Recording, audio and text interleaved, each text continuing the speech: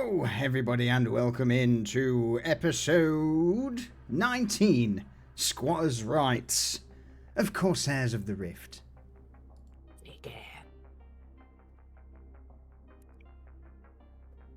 Damn it.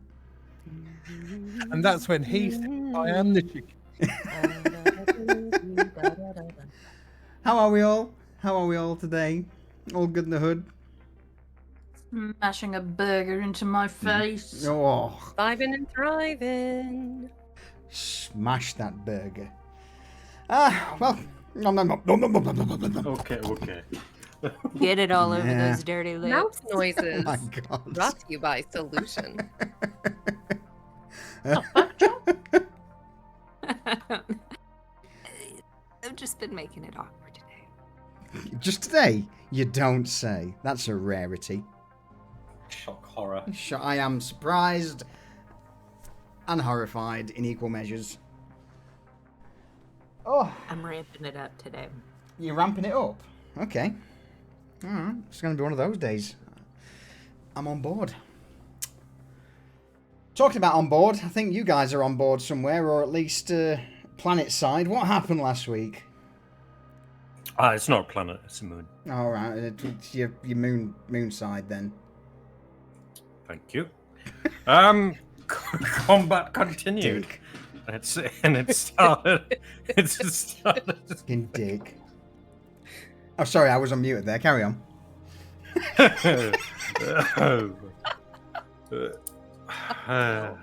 Fuck you. I think we can just end straight now. You got to him. Do. Yeah, so it started with the fucking Wombaxi. Because of course it did.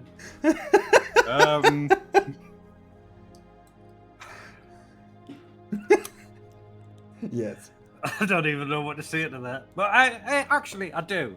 It turned into great cover. It did fuck all. Ran through fucking Jax's spike death of go fuck yourself. Durgo shot it in the face and it fell over. That's what happened to you stupid Wombaxi. That's what you get for memes. It becomes mobile cover that smolders away for the entire combat. And then Maisie detonated the defensive machine gun that they'd relocated into their room to keep them safe. Stumbled out and then were mowed down in the corridor like the chaff they are. Meanwhile, the other corridor were like, yeah, let's get in this, and once again, Maisie with 200 IQ was like, just lock the door till we're ready to fight. And then Jax was like, you know what? Once we're ready to fight, radiation. Radiation. Radiation. Cancer That's really beam. good for everybody. Cancer for everyone. Everyone else had their face melted off. Huh? Yeah, it's great. While fucking Mafet and Jax argue over the corner they're standing on, like some fucking street hookers. Oh my god. Full circle, people. Okay. I love it. So yeah, eventually they broke through the door, right into the radiation, and yeah, we fought a mech and some more dudes, and I think some lizards died horribly to radiation. A lot of people died horribly to radiation. Yeah, Yeah. But- Sad, honestly. yeah, but Durago got himself a mech suit. That's the important part. That is the important part. And we got a moon base full of dead bodies. It was about the True mech me. suit we got along the way. It's the true meaning of Christmas.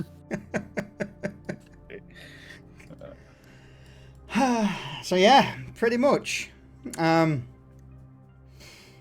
load of corpses now litter the moon base, along with the burnt husk of the Wombaxi, salvaged mech suit, and we pretty much just left it with you guys covered in spray foam and water from the fire suppression system in the moon base, and the smell of damp wombat permeating through the halls. So, boop. We shall bring it to a scene just for something to look at and bring us back to where we were. So, as the fire suppression system continues to rain water, foam, and the odd puff of CO2 to counter any fires that are not there anymore, you stand amidst a mountain of corpses, some still occasionally groaning in their death throes, but the rest out of commission. At this point, Jax and Dirigo, you've scampered over to the exo frame, looked over it, and Jax, immediately you know that this thing salvageable. In fact, probably more than salvageable. Just with a few tinkers, few parts replaced, this thing could be back up and running in no time. It's at that moment where your communication bracelet flares up as a familiar voice. Status? Anything of note, of interest? Is this a bad time?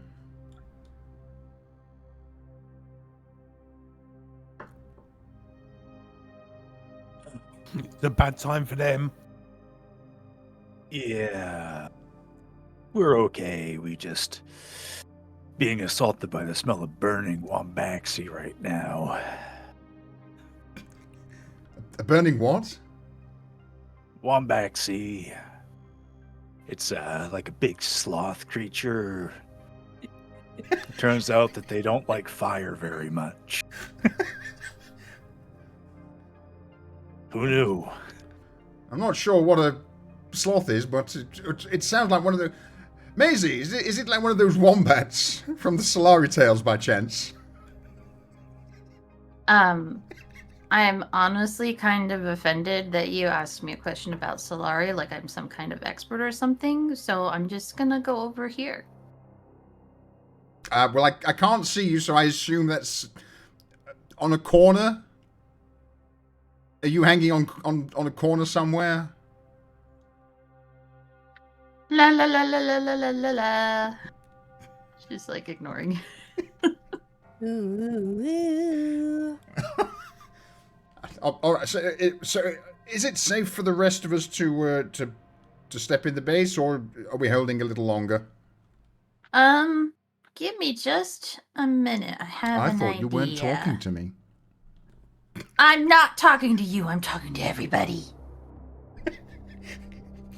Whoo! All right, I'll speak to you all shortly. The comm cuts off from Vaskir.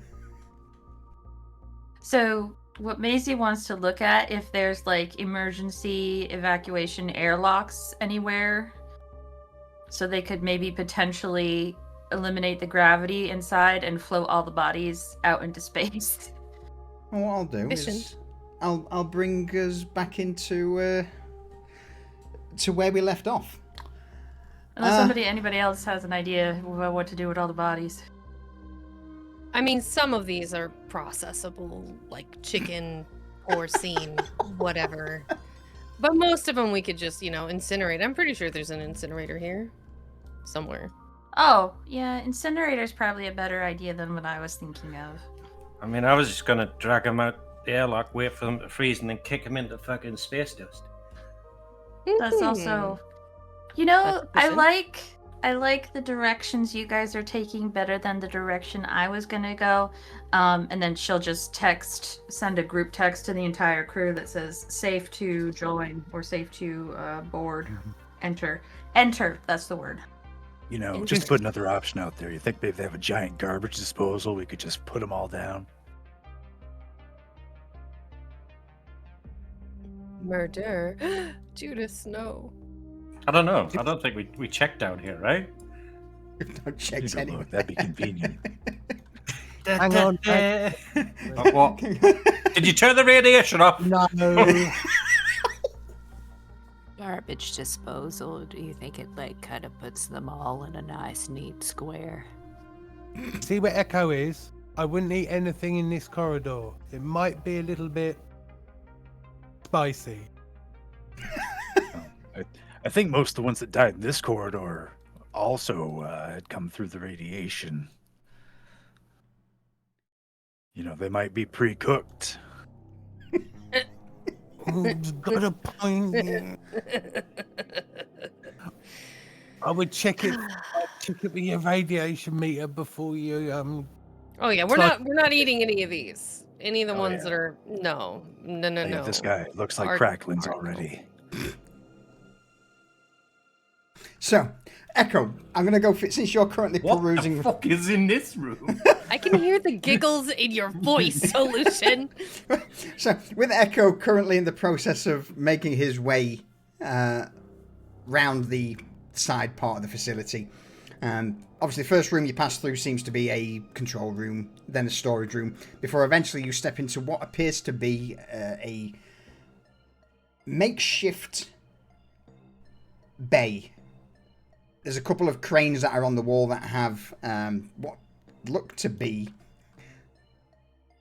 giant canisters. Normally, in fact, roll me a. Let's go for a lore check, please, or an investigation. Oh my god, we have a robot army. All right.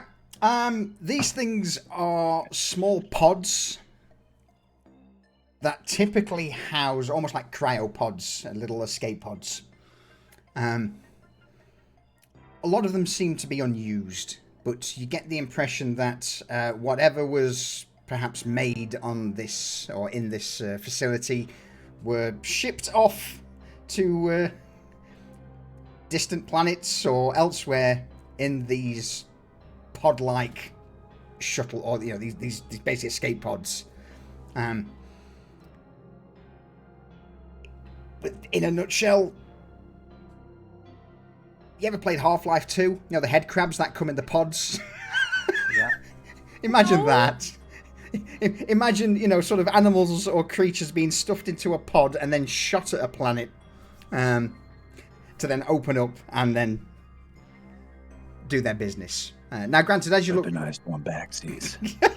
As you look around though, Echo, these things appear that they've not been used in a while. All of the joints are rusted, and a lot of the scrap and metal that's left over just appears to have been taken to repair the exo frame. Oh, okay. So, I found scrap, guys. Echo, What?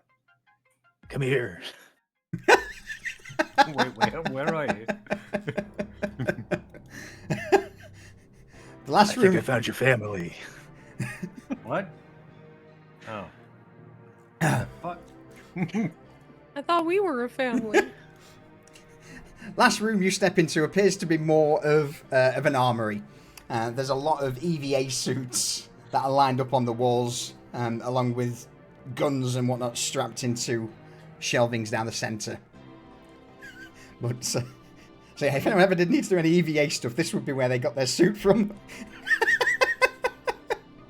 Durga, these are fucking EVA suits, dude. They're empty. And he's gonna take a helmet off and go, look. There's nothing inside. You could probably attach to one of those, though, if you needed something for, like a quick fix, right? I mean, these are better quality EVA suits than what we use. Yeah. I mean, have you seen Maisie's and Jackson's? Man, they're cobbled together and shit with those stupid arms. Hey. Yeah. Imagine having to breathe oxygen. Right? Losers.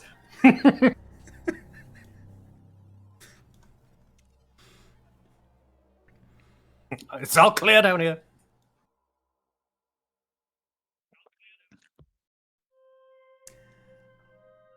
Meanwhile, corridor, what are the rest of you up to?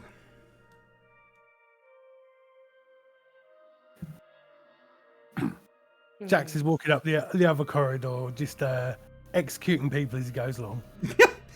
Just boom, boom, oh no! It's more of a crackle as he shoots the other slice around, and it bounces between person to person to person when they're close enough. I thought you were just going around like branding people with the wrench. This side, Jax, seems to be a lot more focused on biological studies. You begin to peek your head through some of the corridors. You see offices, storerooms.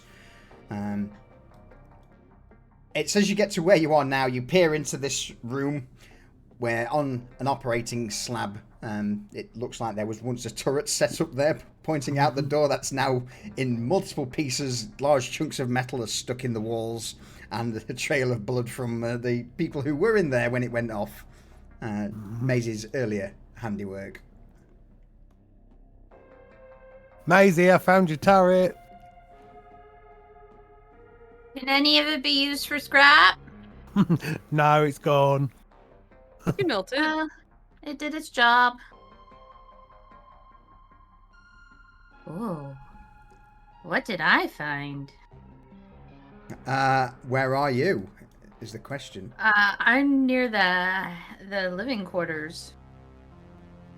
Can I look around the storage bay for a manifest that might be tucked away somewhere? Absolutely. Maisie, we'll come back to you in a moment. Helga, Jax, as you get to the end of the corridor, step past the room, you start seeing a multitude of large containers, all of them empty. One of them having had an occupant fairly recently as a large steaming pile of shit is dropped in the back of it, but you begin to glance around, and in here, as for actual manifests or documentation, it's almost barren. Apart from the containers themselves, which Aoka, as you begin to look over them, do have an element of cryostasis. If you stick someone or something in there, inert gases would flood the chamber, the temperature would drop sub-zero, and you could keep a creature or a person cryogenically frozen in one of these things. Can I smell to see if this is where the Womboxy Absolutely. came from? Oh, yeah, this place reeks. Yeah. Yeah. They were just... Yeah. Okay, well, one that solves one mystery. All the other containers are empty. We ought to take one of these and put it on the ship. Ooh, that would be much more effective than, like, tying people up in the brig. Yeah. Just cryostasis. Nice. Hey! Get in the freezer box.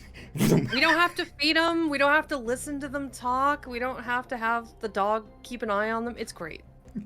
Meat popsicles. Yeah. That's actually a really good idea. So, whilst you two are currently rummaging through the biomedical side of the facility, Maisie, you stumble into the crew quarters and head into what appears to be the main server room.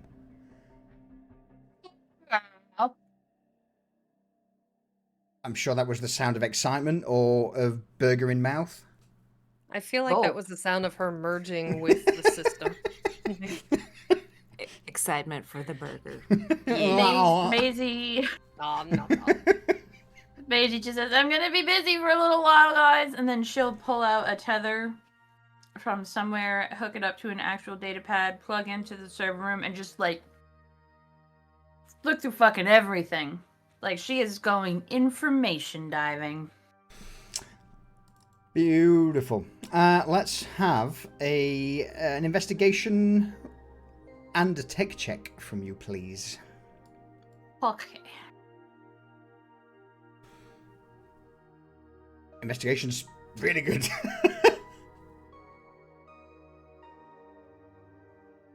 As is the tech. Okay. You initially plug in and see that the vast majority of the systems have been jury-rigged by the Ashbelt freebooters who called this place home before it, but you're a little more savvy than they were, and it doesn't take you long before you start probing past some of the other safety measures and firewalls in place, and you gain access to the Novolon Biocorp file that is locked deep within the file structure of this server. What do you wish to know about this place, if anything? You said Novolon Biocorp? Yep. So is it safe to assume they were the original builders / owners of the Correct. facility? Correct.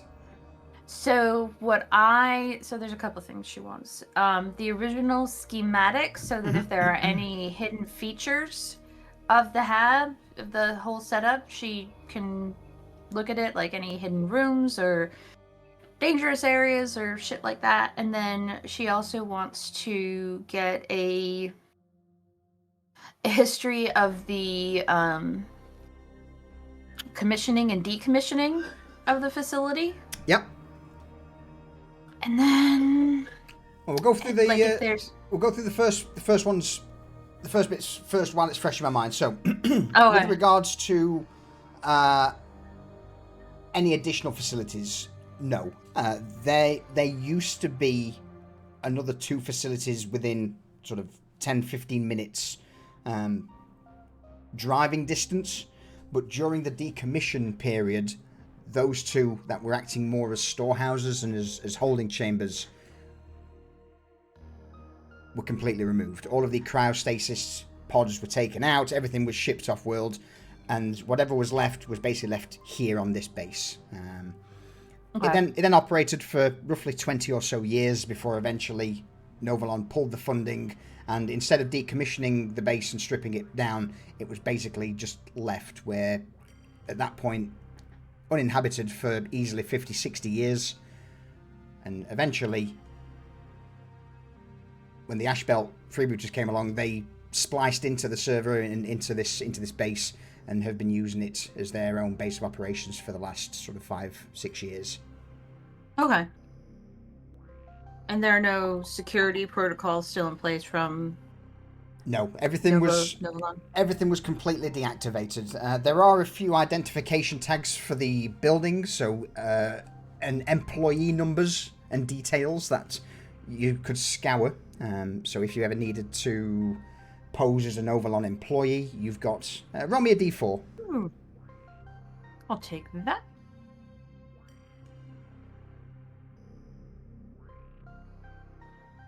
Okay, so yeah, you managed to scour 2 identification tags for some of the top scientists who were here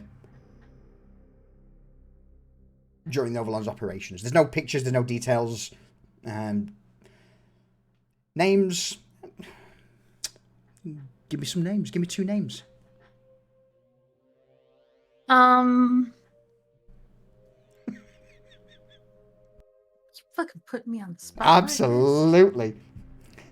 How the turns have tabled. I, in turn, am going to table the turns. Chat, give me some names. All right. So there's 2 names taken for these Novolon scientists. Chat, it's your job to drop some names in, and we shall pick them. Rizgar and Tabs Tibble. That's it. That's what we're doing. Asticastus. Wallace Flurgelstein. Oh my god. That's amazing. Wallace Flurgelstein. From the import Flurgersteins. Yes. Yes, it's Flurgelstein, not Flurgelstein, thank you. Flurgerstein. Flurgelstein. You know, I like renaming shit. So I'm going to leave that to you, Maisie, for the names that you've pulled out of the server. But yeah, it's in regards to like access clearance. It's you imagine them to be relatively high up on the Novolon rota due to the fact that, you know, they're named scientists for an experimental moon base. Astocastus Rizgar is one. And then Wallace, in quotes, tabs, Flirgelstein. Fuck it, we'll Love have them it. all. Yeah, I'll take it all. Thank you. Oh, except for Billion Bollocks. We'll save that for later. Billion bollocks. I want it now. So, Freedom from the corporate wankers and billion bollocks. Sorry. Space Braveheart. They can never take your crop sticks. Over my dead body. Okay, go on. Carry on. So that's the information. Anything else you wish to know as you're currently perusing through the data here? I would like to see if there are any kind of like journals or logs, like maintenance logs, journal logs, and then just like if there's like a user manual or something, just like any other relevant information that might be left on the database. Okay, a lot of the maintenance logs are from the Ash Belt freebooters, and most of it's pretty mundane stuff, you know, access hatch to living quarters fixed due to loose bolt, someone, you know, latrine ducting fixed due to someone getting stuck to it as low pressure incident. So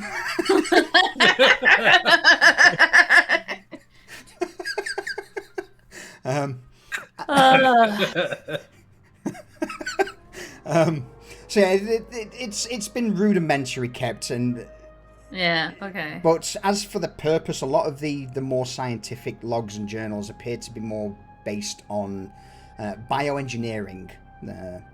The fact that they've been storing and trying to create creatures to sell. The higher ups at Novalon wanted not so much shock troops, but almost shock creatures, things that they could just send into sell to interested parties to fight battles or cause havoc. And one of them is this Wombaxi. And it's, normally they're not that big, nor that roided out. And again, some of the logs from the Ashbel freebooters basically found some of the DNA and tampered with it, grew one, realised it fucked up, locked it in a box. Oh my god. Amateurs! you guys just hear Maisie shout out, amateurs! So she's going to like store all that data, put it in like a file called our new moon base, and drop that file to everybody for them to peruse through, like the history of the site, the logs. Password 123 is the password. Oh no, she's the actual password for the electrical and comm systems and everything. She is changing that to a more secure password right now, with biometric screening. Password 1 exclamation mark. And a 4 instead of an A. Yeah. 5s instead of S's, you know. Very secure. Alright, so Maisie, you're currently going through the bits of data. The rest of you get a ping on your data braces as Maisie sends you the compiled archives of what this place is. Glancing through it, you would all definitely get the impression that this has long been abandoned by Novalon. The fact that, you know, the pirates have been here for 5 or 6 years with no interruption also helps that matter. But anything else from anybody as you start, as you've now mapped out the entire moon base? No. Oh, go on. I will say Mafet is a searching pockets for potential key cards, any information, crop sticks, and then will be making her way because she had gotten Maisie's information and she's like, surely there's got to be some good goods around here. So she's going to look for like a potential lab or a med bay or something along those lines. There is definitely a whole wing to the north that is purely medical in origin. So she's gonna, she would hopefully kind of get that from the stuff that Maisie had sent her. And so she's heading that way to just explore, to see Can I what she retcon learns that on Maisie Wink? deliberately deleted it? No, I'm joking. I'm joking. She doesn't have a problem. She can stop at any time. All right. In fact, which room you're going in first is the question. I think she's gonna come up and go left here. Okay. Dead end there. That's a wall. Oh. She's so excited. I think she's just gonna go into this door right here. Okay. Yeah. Oh, did I close it? Nope. Yes. Open it. Yeah. A little. She's so excited. She's fumbling a little bit. Somehow your senses tingle and lead you directly to what appears to be a 3D printing and replication lab. Here in front of you, you see a multiple banks of biological printers. To your left, you see another one of the large printers that is the same as what you have aboard the Starhawk, what Sawbones uses to craft and produce any reagents or chemicals he needs for stims. So overall, this place looks like the very image of a laboratory. And power, there is still power to the building, so all of these are currently turned on. You would glance over some of these biological printers that are in the process of mixing up various compounds. The first two appear luminous green. The middle one is currently turned off. And the two to your right is producing a one that seems to have a reddish liquid, and another one that is black like tar. Okay. So she's gonna notice that Babbage has been following her. And she's gonna turn around to Babbage and is gonna use telekinetic studies. And she's gonna shove. She's gonna shove. Yeah. Shove Babbage until he's out the door, and then try to shut it, and then pull something. Babbage, before I do that, I need Babbage to make me a strength saving throw, please. Get.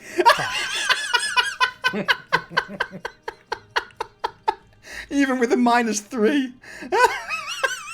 Wow. I can't wait for Babbage to body Moffat. Would there be any... Oh, go ahead. A little speaker cracks to life on Babbage's back, and you just hear Jax's voice go, "What you doing?" Is there any like sheets or coats or like lab coats or anything that's around? Sure, why not? I said this is it. All right, so she'll take that and then throw it over the top. And then she'll go and start getting into things. So she'll take some of the red liquid and just kind of rub it on her teeth. Oh my god. Oh my god. Well, while you're busy becoming a super mutant.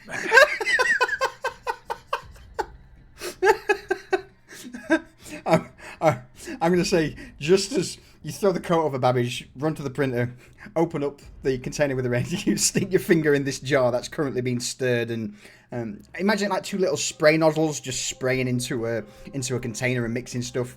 You dip your finger in, rub it over your lips, and Jax, it's at this moment you walk through the door. Well, quarantine for you it is. And I just grab her arm and just drag her out. Mafet, What are you talking about? I need you to make me a Constitution saving throw, please. Oh, I think I have advantage on those with something of mine.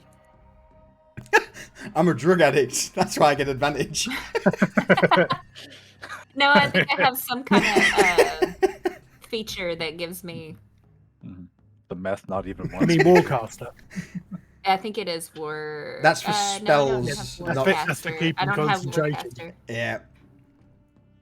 No, it's combat resilience training. I get advantage on Constitution. saving Concentration. That one is. throw. Oh, hold on. This is not. Listen, I got the good goods on my mind right now. I'm not doing everything right. A little focused. I am unfocused at this moment. At this moment. Oh, Constitution saving throw, please. Yeah, I'm trying to see if I have advantage. You don't. He used it. You used it. No. If only there was someone here that could give you a guidance. But I don't want to. Okay. It's more fun this way. It's definitely more fun. As all of a sudden, your vision starts to slide like an oil painting that's wet. Just colours start to merge into one. Your world starts to swirl. You begin to taste colours. Just Smell- going full Dolly right now. Smell sounds. What mice in the car?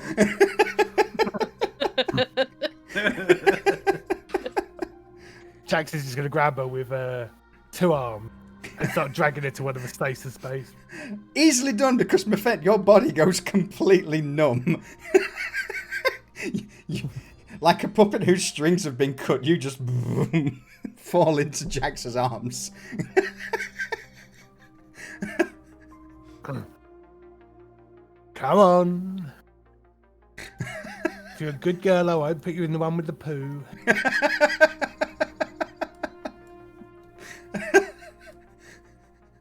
And she says nothing because she's numb and she can't speak.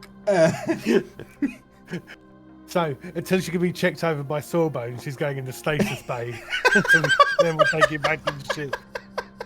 Is she drooling? Oh, Sack marrow. Are you freezing me? Yeah.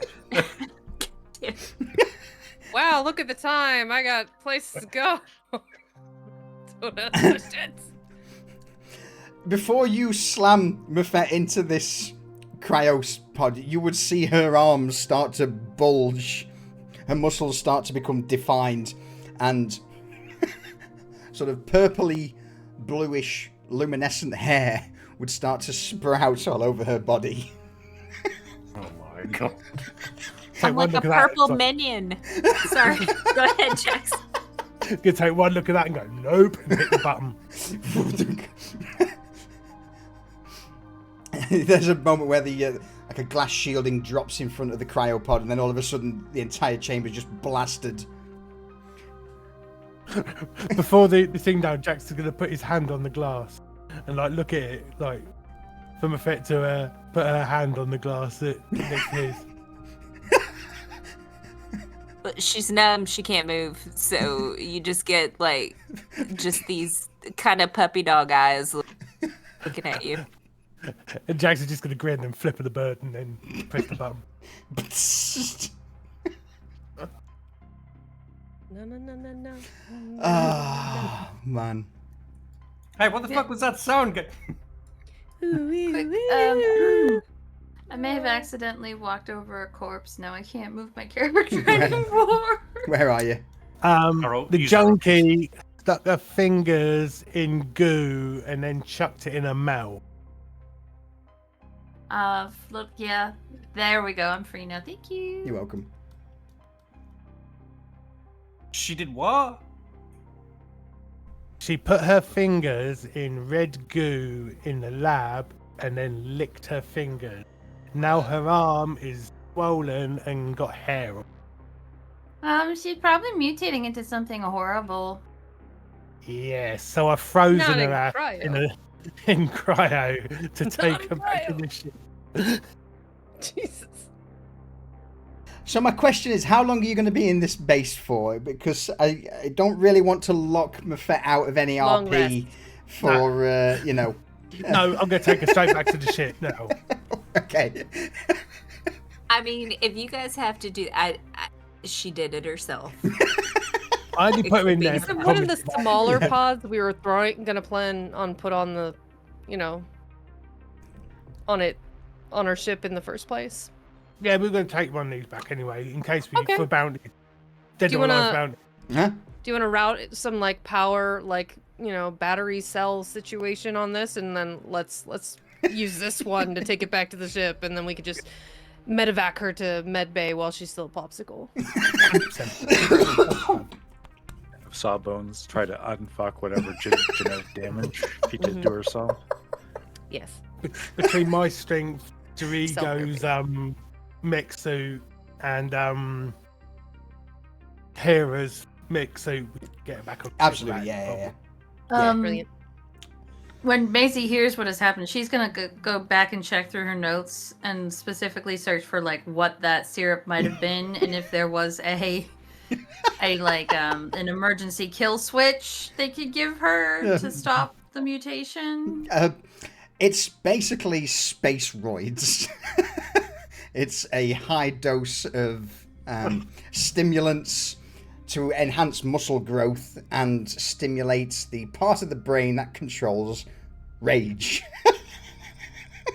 Oh, you don't want that with your empath. Oh dear. Angry, roided up empath. Yeah, sure, it'd be funny. Yeah. So Maisie Well, is gonna. I've never done a lobotomy that people were supposed to survive, so that's on you. Oh, good.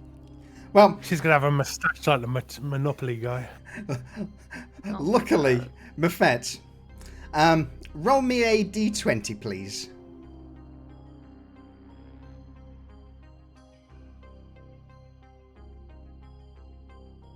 Okay, that'll come in. That'll come in use a little later on. Go ahead and make your jokes.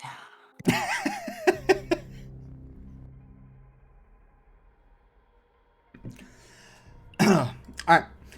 With Mafet now cryogenically frozen inside of one of these pods, what are you all up to? Jax, you're grabbing Dirigo and Hara to extricate one of these pods into the Starhawk. Yeah, I'm going to take her straight back to Sawbones and then thaw her out. Yeah. All right, while you guys are unfucking that situation, I'll clean up. Yeah. A little disappointed, but yeah, that does take priority.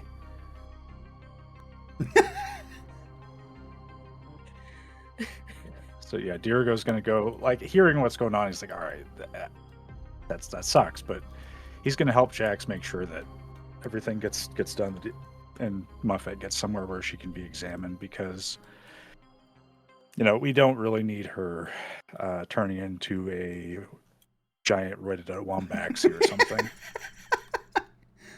Where she could be a werebaxie, and I don't really want that. I'm trying to put Maisie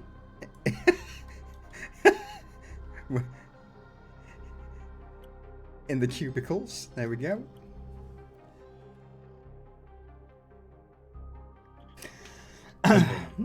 So, Maisie is busy just tending to the living quarters, throwing out various bits and pieces of their belongings into piles of the corridor before she has to make a unscheduled pit stop.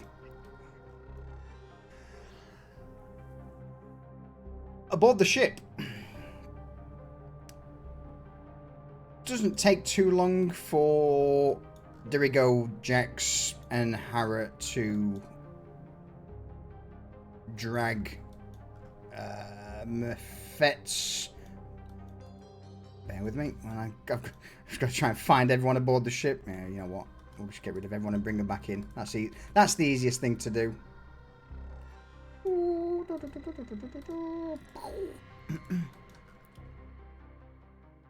Alright. Jax. Buffet. There we go.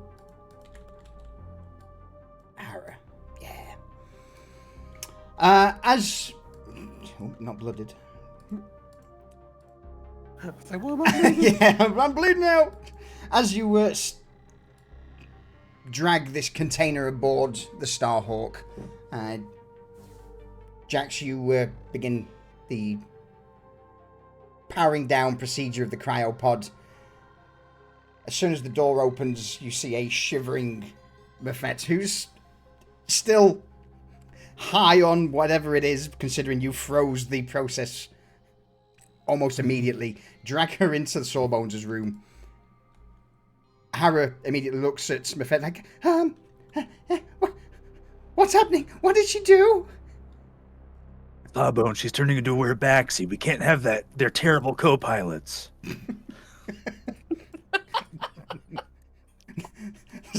Sawbones just unfolds from his charging pads. The head turns roughly 45 degrees to lock onto Mafet. There's a red beam of light that scans over her. Detecting biochemical mutations. Starts to rise to his full height. Clatters over. Dunk, dunk, dunk, dunk. Place. He's going to look over at Jax. Dear God, in space it's always a full moon.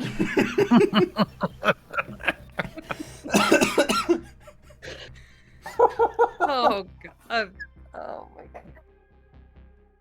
God. Okay, Jax is going to get up behind her.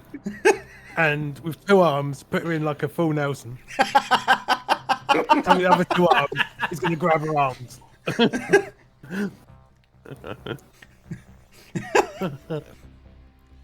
And she would, because she's still kind of like numb / frozen, and it's just gonna be kind of like this awkward, like she's just kind of slinking down but can't stand on her own feet, so he's just kind of holding her up like that, but her legs are all kind of like pushed to the side. Mafet. Back, I'm going to go see if I have any silver bullets. God. Hara just looks between Jax, Mafet, Sawbones, there we go, just not knowing what to do. Mafet, I'm going to need you to make me a... let's go with... Let's go for another Constitution saving throw, please.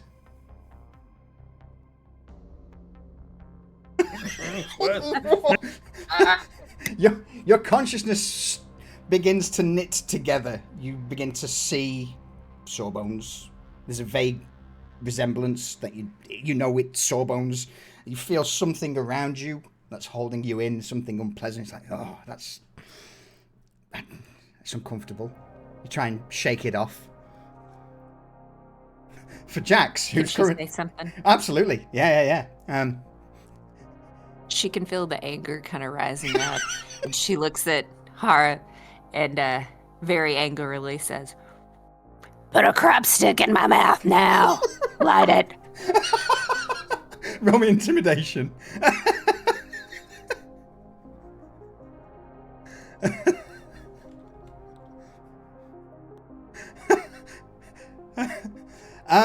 It's very intimidating. Very intimidating to the point where poor Hara. Does she? Of course she does. Hara's eyes glaze over, her mouth opens up, and she just freezes, complete catatonic. Jax, you would feel, as Sawbones is already in the process of just now scanning Mafet, you would start to feel Mafet's body rippling. Almost like her muscles, you know, like when you see a chicken breast injected with water. Yep. Basically, that's happening to Mafet. Mafet, your strength, normally 10, is now 18. As you just, your arms, your shoulder blades just begin to... Oh, she's becoming sexy. Psych Top- muscle mommy. Top heavy. So Jax, Mafet, I need you both to roll me an athletics check, please.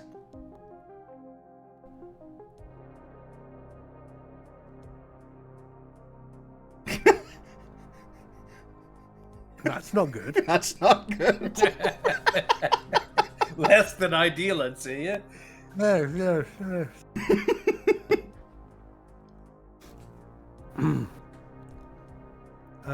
Hang on.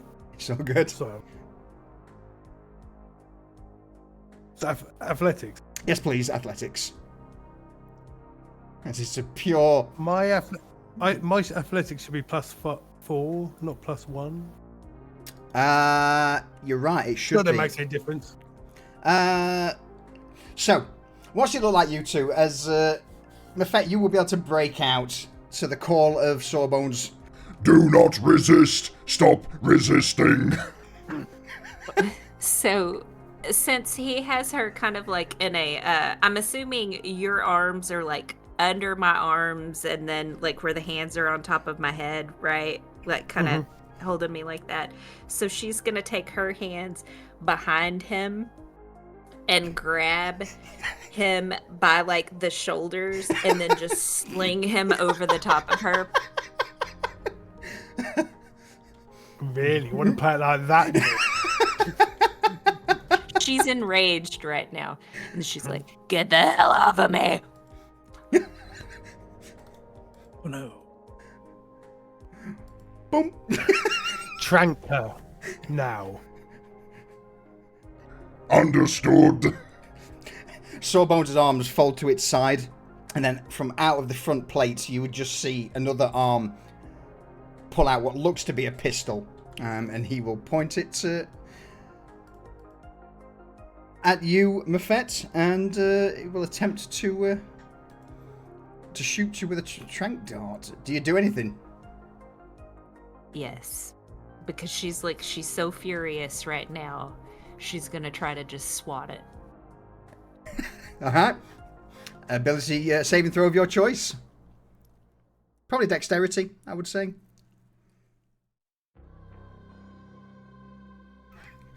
I don't know if you just... As you swat, this dart slams into your chest. There's a brief moment where, again, your vision starts to sway. I just, can I add Course to that visual? Like, I assume since her muscles are so big, you know, whenever you got, like, those big bodybuilders, like, sometimes they can't even, like, get their arms, like, real close, that's what happened. Just, Arnold Schwarzenegger just trying to grab, you know, a small thing.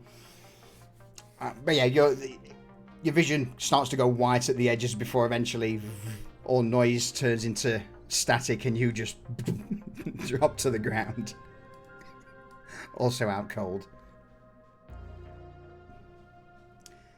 Sawbones. The little drones that were spinning round Mafet at the time started to emit a green glow, and then they instantly turn off when she hits the ground. I was going to radiate that. There we go. You return to Mafet on the ground with the upper torso of a bodybuilder. Hara frozen in place. Jax, who I would imagine's clamped onto the console. Mm-hmm.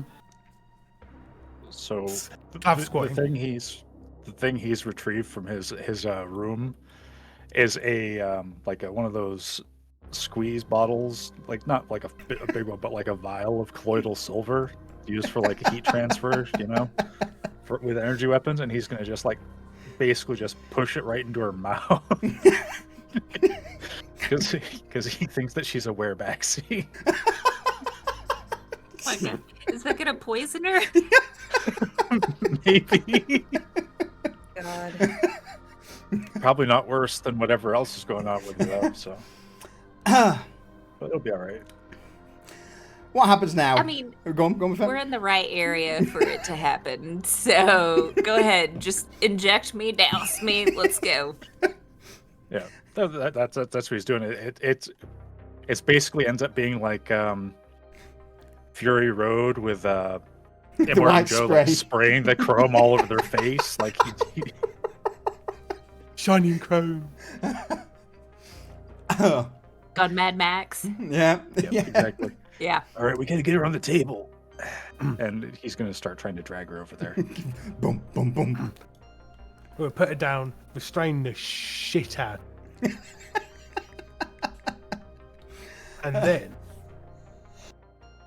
you know, when someone's in hospital and they get the rapid come down thing, Mhm. where they inject them with shit and it makes them sweat all of the drugs out of the Okay. system. It's fucking horrific and painful. That's what you've got coming to you.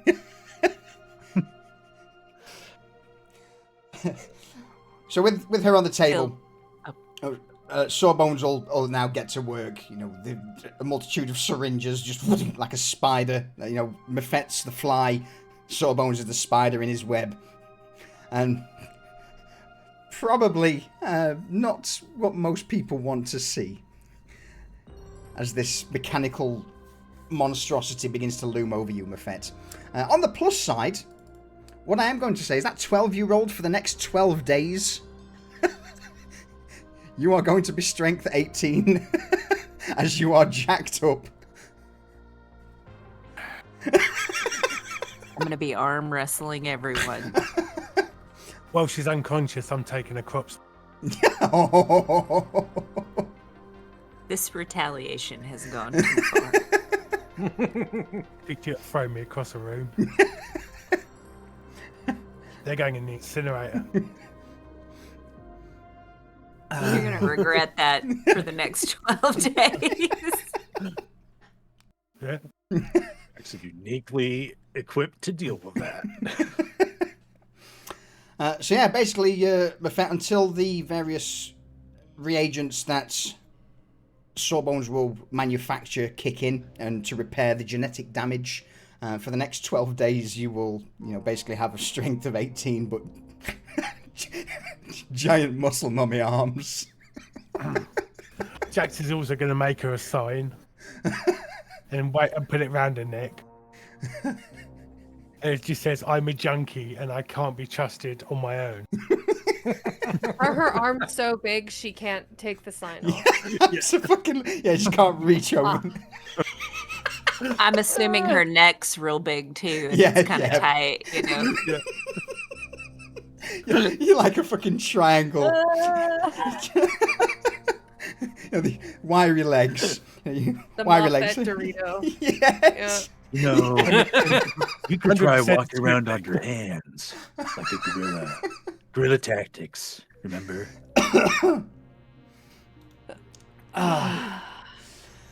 So that's it'll take a couple of hours for Sawbones to begin to manufacture the the serum, administer it, and for Mephet to come round. It sounds like you wanted a bit of downtime after that. It's gonna need a bit of downtime to get the base sorted and everything, get everything repaired. And Diego has an Fix the- idea for what to do with all the corpses. So, yeah. All right. Well, in that case, Well, I then. did find a big metal slab for processing bodies. How about, since it's the first hour mark, we'll grab a refresh, a refill, and then it'll give you all a bit of time to have a brief think on, what sort of things you... Is this a short rest, or is this going to be a long one? Probably only a short one, I would think, because we wanted to try to move along. Okay. Just get everything like a minimum, at least as secure as we need it, and then push on. Beautiful. In that case, then, we'll grab a quick refresh, or refill, even. And... Short rest. A short rest for those who need it. Also, Diesel, thank you for that 84-month Tier 3 resub. I appreciate it. Lucius, with your 76-month resub. Thank you, buddy. Thank you. Yeah. Neat. So yeah, I'm going to go refill the water. I will be but a moment.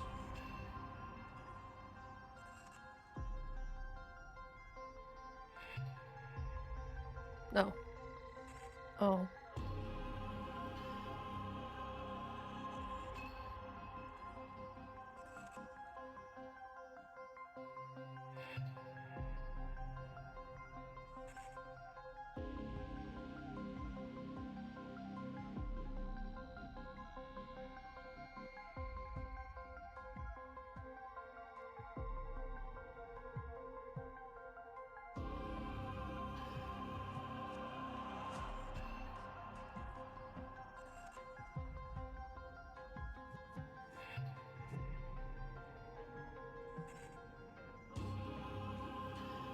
It's a good job I've got my window closed. There's fucking sirens galore going off outside. Oh. What'd you do? That's many things. But I'm not going to incriminate myself on stream. No, no, no, no, no.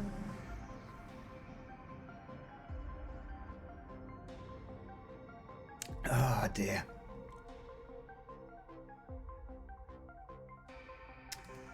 Da, da, da, da.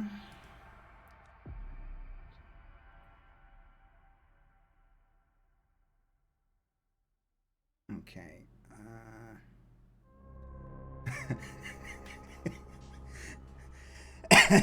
Excuse me. There you go, Ravon. There's your horrible mutagenic.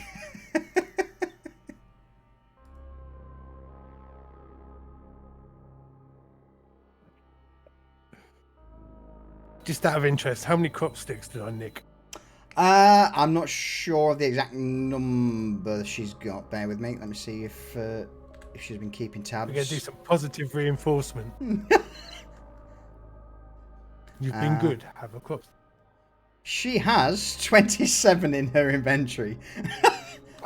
Shame. Let me rephrase that. She had 27 in her inventory.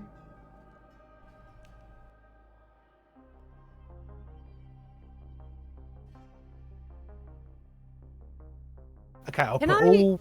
steal some of them from him and just keep them as a backup reserve hidden somewhere, like in the rafters or something? Oh, I'll give you some. I'll give you some. Okay. How many would you like? Gladly. I don't know. I don't think we need many, but like maybe 3 or 4. And then I don't care what you do with the rest of them. Just Yeah. Boxy, thanks for those gifted subs. I appreciate it. Hey! Gordon, Hype Yeti, train? Naz, is this Hype Train? Oh. looks like a hype train. I think it looks like one.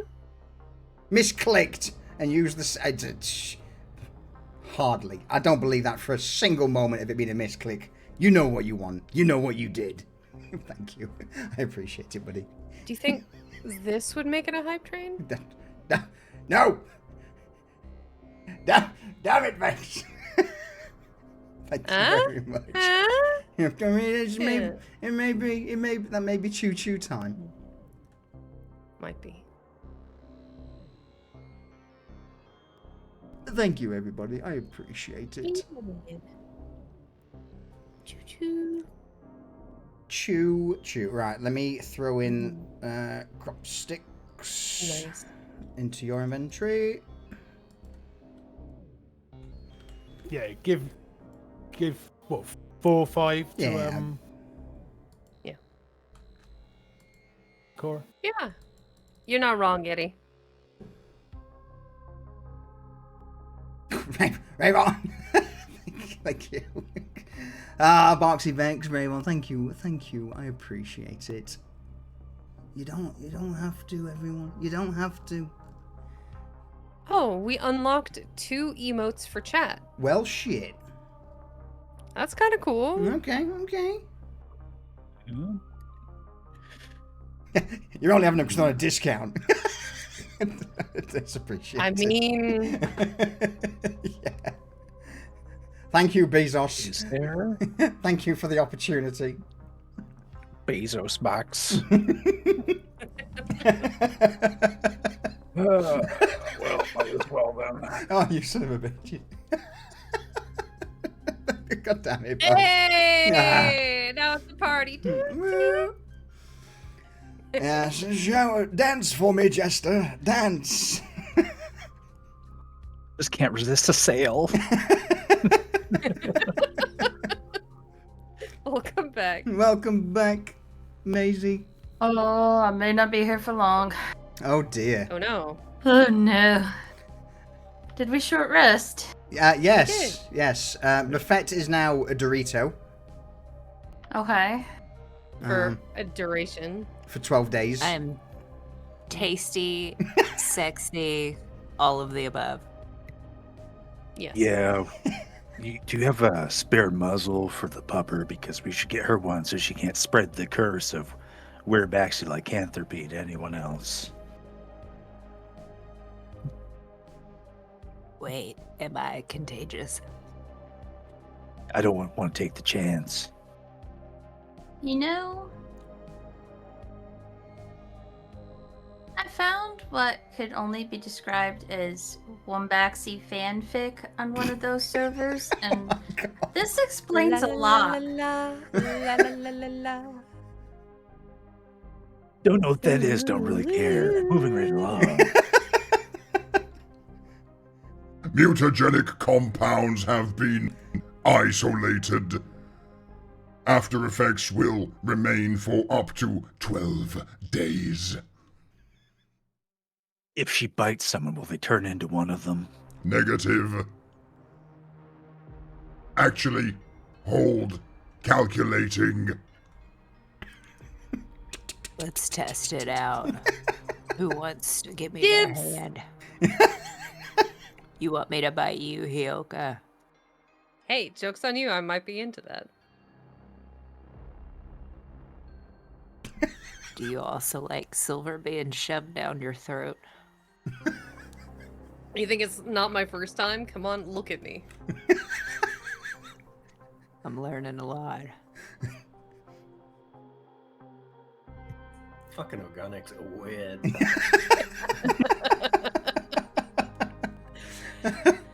True. Enders, thank you for gifting subs, buddy. I appreciate it. Ah, man. We're up to 3 emotes. Hooray. 3. You guys are amazing. Yeah, you are. You really You know who's are. also amazing? Nah. You, Solution. You do so much for us. Nah. Yeah. Isn't he great, guys? Come on, chat. Let Solution know how great he is. Oh, you should. His Patreon is really good. Yeah. I can feel the cringe too. That's like I was gonna join it. I was like, nah. I think that's enough. He's not wincing yet. Self-promotion. No bias. It's dice roll. Fuck off, Smith. God damn it. Hey.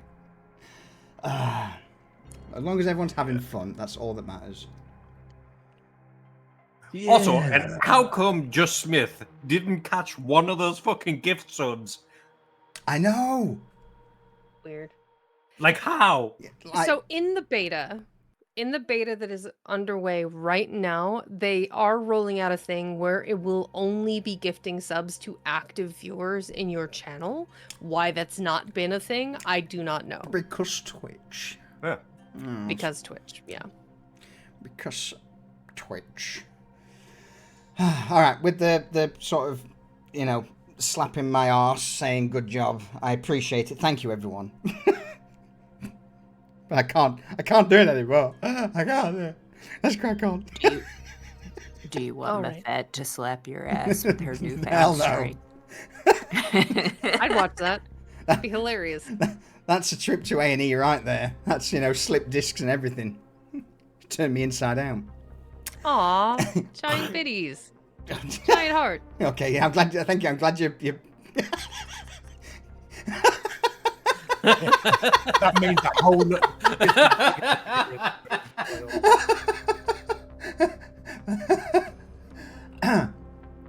So, Monty Python said it best. Get on with it. He did indeed. All right, so you guys, it'll take a day or so, stripping the base apart where it needs to, reallocating resources where they are necessary, pulling out the cryopod, getting that stored and connected into the cargo hold of the Starhawk.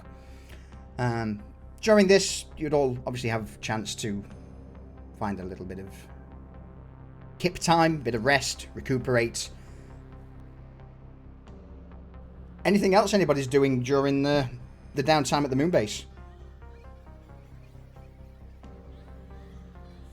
Yeah, Echo's gonna message everyone, just call everybody and be like, hey, what are we doing with the soup people?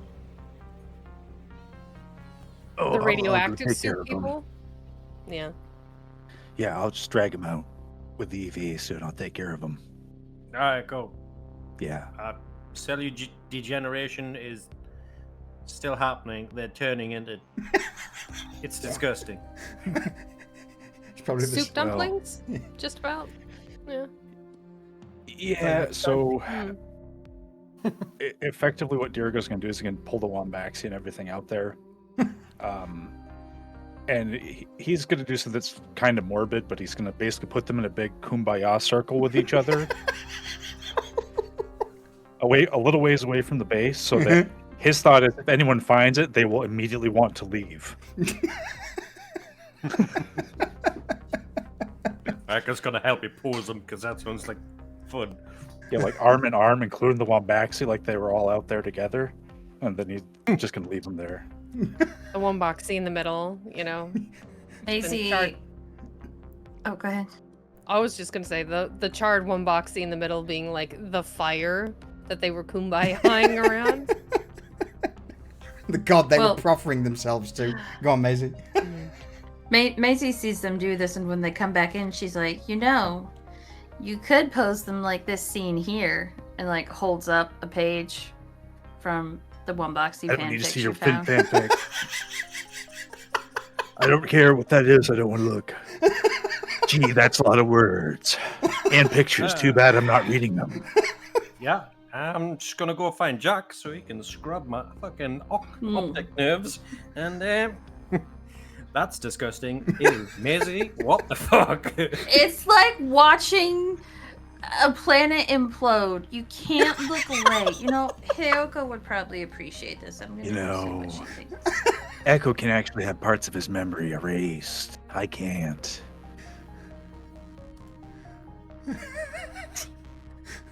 You're welcome. Well, that's not exactly true. And Jax holds up a little hammer and a screwdriver. It's okay. I think I'm just gonna go get blue-eyed drunk and try to forget. I'm pretty sure Heyoka would have like sourced all of the like processable animal humanoids and anybody that is not, quote unquote edible. I would have, probably helped stage with the soup people outside. Well, We need more Diogo bodies. was looking at doing it because he's like atmosphere resistant. Like he can be out there without much trouble.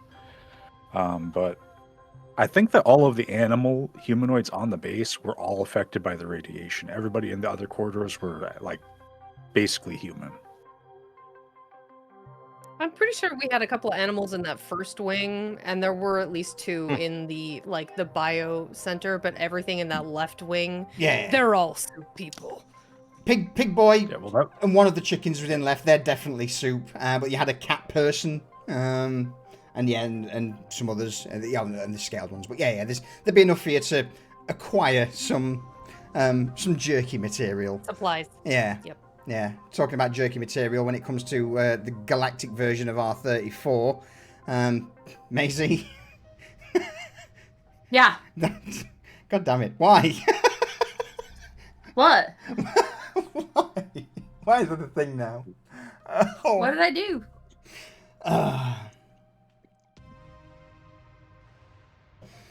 The base now. playing a chronically online alien. You know, it's...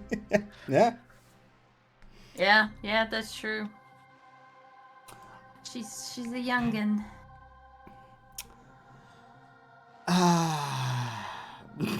So, with the bodies at and outside of the base, the rest of it now scrubbed down in working order. what's the plan for it going forward? Leave it as is, come back? What's anything particular from anybody?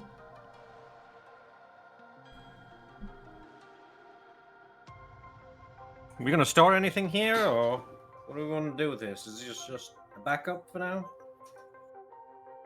I say we leave it as is, but put some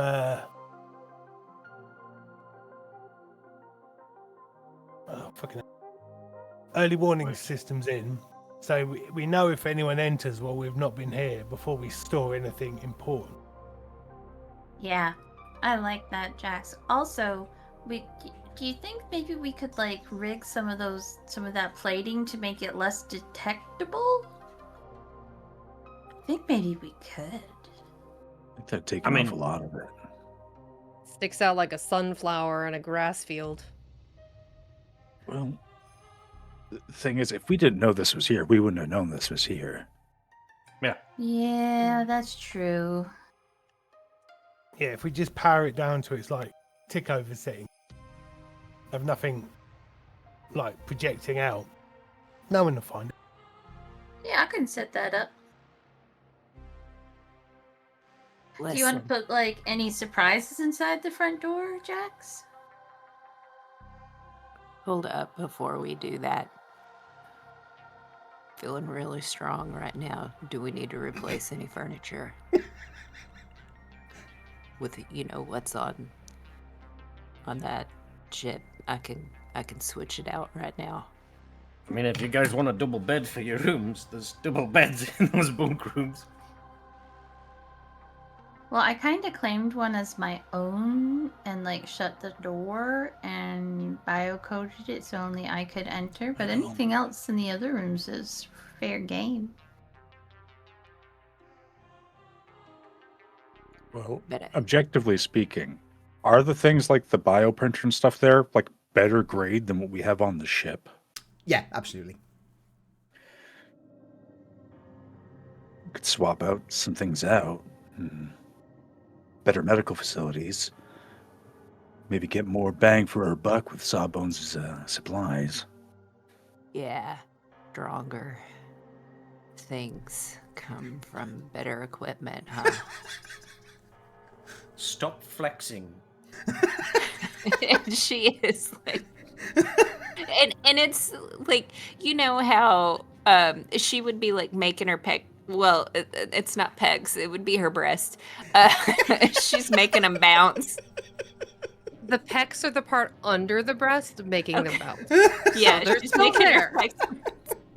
It could be like one of those cars with the hydraulics in that jump up and down. Oh god. I imagine doing like the strongman poses, like Atlas pose, and then jiggling the. I have this picture of Moffat like just leaning forward and like standing on her knuckles and doing this. I didn't Like a big realize. Like that's what I thought it was. Yeah. I didn't realize I had so many veins. Look at this one. As she clenches, she just rips a massive fart. I would certainly. It'd be a protein powder fart. I would certainly say, Mafet, at this point, your suit's trying its best to remain in one piece as you are flexing away. It's certainly tight. Anything else that you want me to move, I can go move that. Ah, good, we're all there. Oh, by the Stop! Vasquez steps in the room, takes one look at you. What in the void happened to you? Magic. He looks over the rest You of sample the the forbidden Read the syrup. sign. I am a... right, okay. Places shouldn't have been explored were explored by the... Vasquez takes a crop stick out of his coat, sticks it in the vent hole, lights it. Well, that's unfortunate. How long do we have Muscle Mommy for?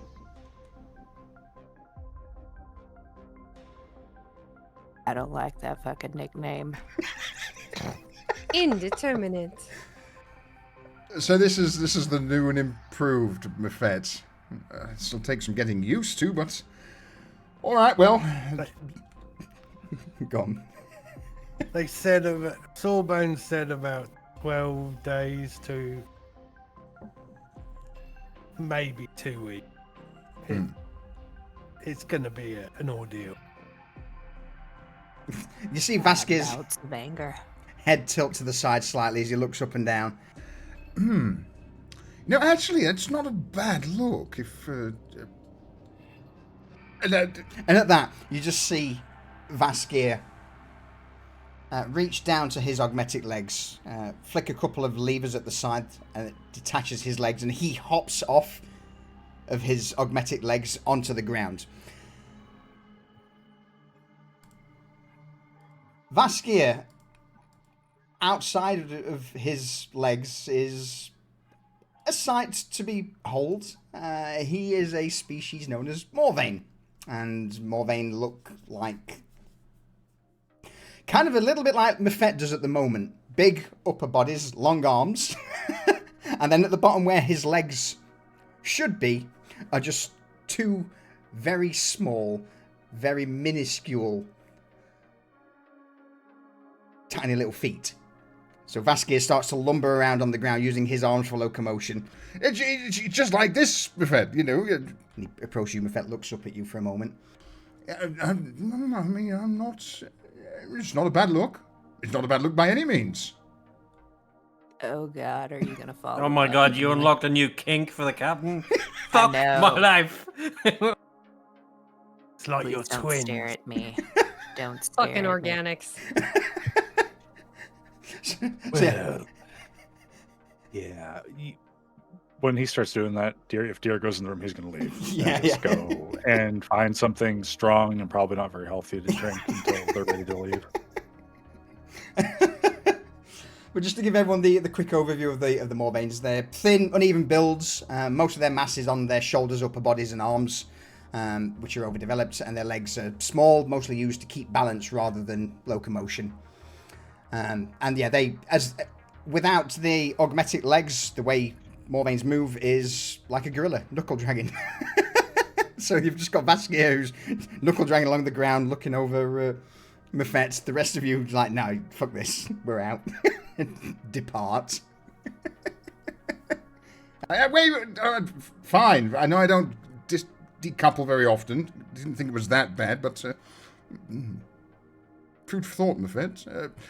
Anybody got the serum for that? Not from Mefet, but from, no, maybe.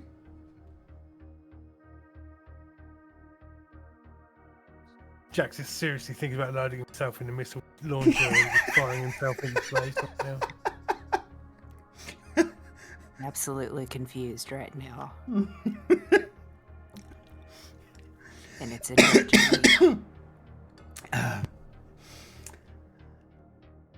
With everything now finished, put away, and those bits and pieces that you need from the base now aboard, the new bioprinter and whatnot, you head to the Bridge of the Starhawk. Echo, what's the plan? Where are we off to? So he's just like, so are we leaving now? We good? We sorted? We jiffy? Have we hid the stuff that turns people into roid rage fucking idiots somewhere secure? Yeah. I don't think you're fucking talking to me, are you?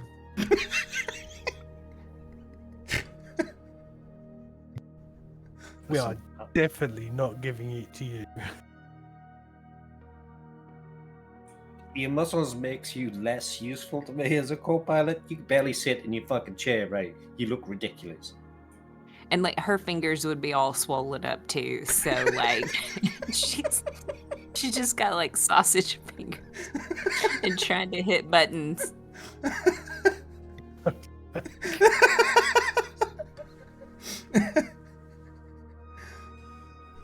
The sausage fingers broke me.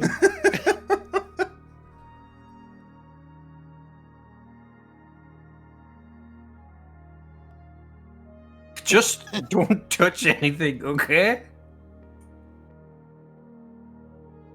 That's fine by me. You should be pulling your weight anyways. With that, why are you the way that you are? Hmm? I Can't don't help think it. we need It's to worry my about hormones. it. Muffet could probably pull all of our weight at the moment.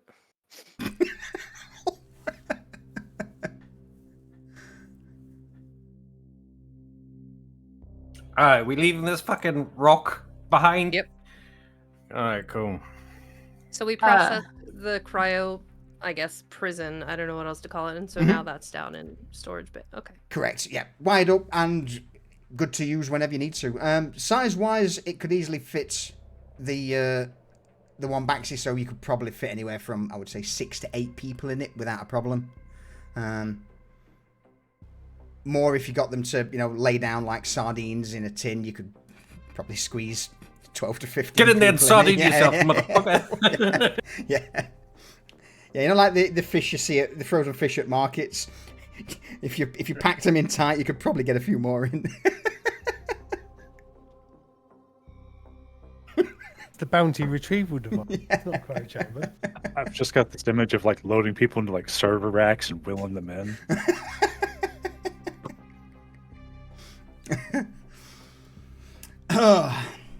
See, now I'm just going to have to see how many bounties we can get in a cryo chamber. We're going for... Going for the record. It'll be a clown car. Just tip them all out and these frozen stiff bodies just clatter on the floor. With a rhythmic pounding of the warp core below deck, or the gravitonium core anyway, and the thrusters spooling up. Before they leave,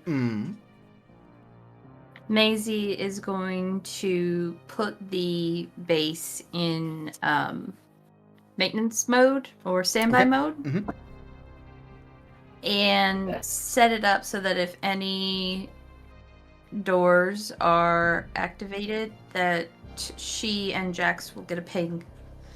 Okay.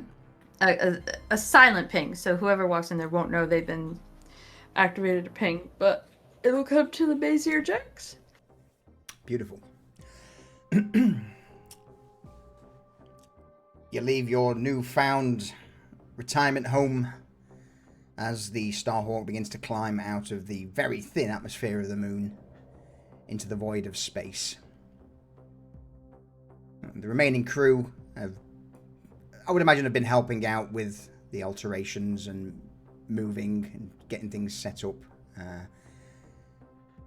Eno, having a new safe home, can't contain his excitement, and no doubt was already drafting up certain plans to perhaps use it as a silent ledger safe house, but that idea was quickly like, no, not happening. This is ours. Leave it alone. Yeah, I didn't see you doing any of the hard work to fucking take it. That's what I thought. Well, you leave. Jobs are made to be done by professionals, and you are professionals, so I thought it'd be best to leave it to the professionals. Yeah, we already killed like 25 people to clear it out. What's a few more? I hope that doesn't include me in that tally. I hope not. I hope not too. Anyway, moving swiftly on. Destination? Next system over, right? We want to hit the crop world. Yeah. Is it time to jump? Are we gonna avoid the gate? I mean, preferably we can use the gate. I don't want to blind jump if we don't have to. If we just go into the next system. You got those. Go on. Because we are 100% law-abiding citizen. Right.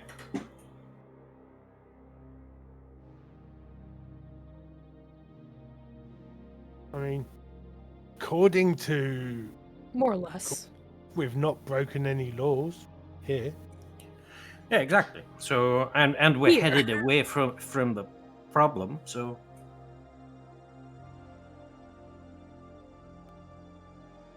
And we're basically intergalactic bounty hunters. exactly. I have an idea. I already hit it. Okay.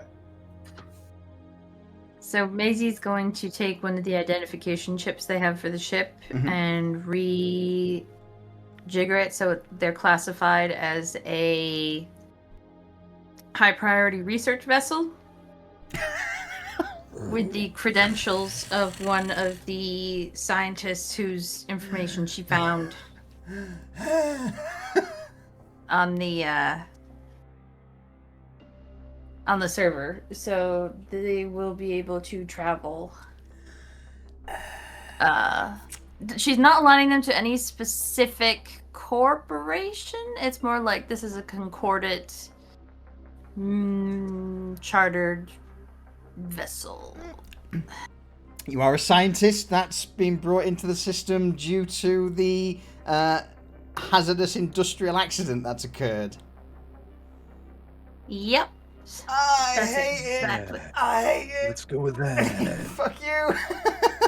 Shit. Okay, so this should be able to get us through the lock, but also like hopefully like priorities, so we don't have to sit in line for like 2 days. So, yeah. Hopefully it works.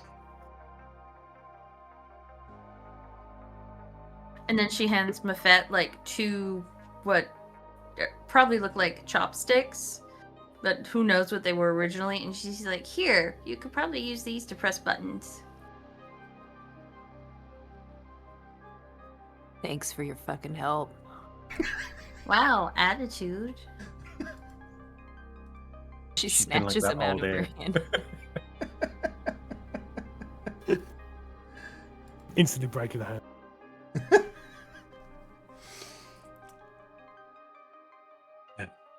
Yeah.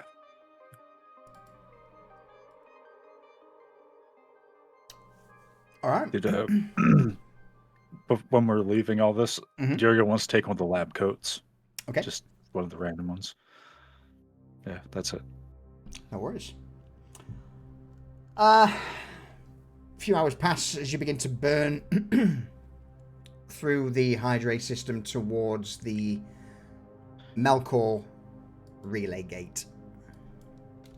And boop.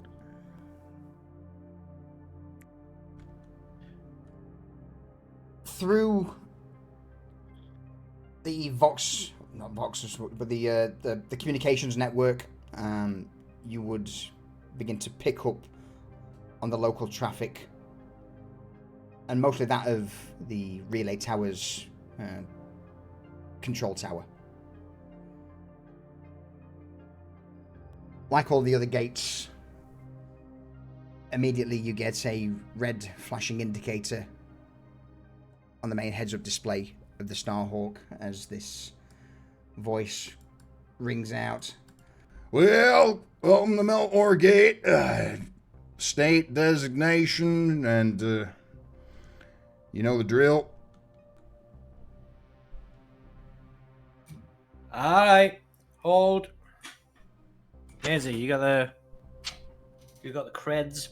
Yeah, she sends him a Credentials. text message with the credentials and his name. Scientific vessel moving out into Melkor. You're probably going the wrong way. Is the shit as bad as they say it is over in the Vason system? Probably much, much worse. Oh, shit. That means there's gonna be a hell of a lot more things passing through. You see, shit, Concord at... Alright. Relay gate will be open in about 10. I'm going to need y'all to move to lane 4. Priority access. Priority access. Aye, aye. Thank you, Control. No. When you're at lane 4, just hold for usual scans and then we'll get you through.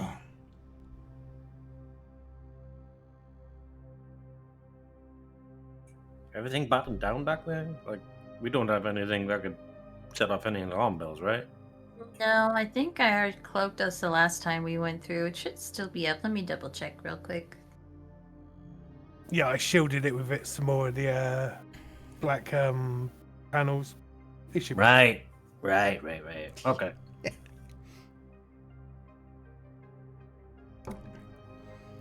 Maisie, make sure all their electrical signatures match that of a standard class research vessel. Mm-hmm. Name of the ship? Is it under Starhawk still, or is it a different name at the moment?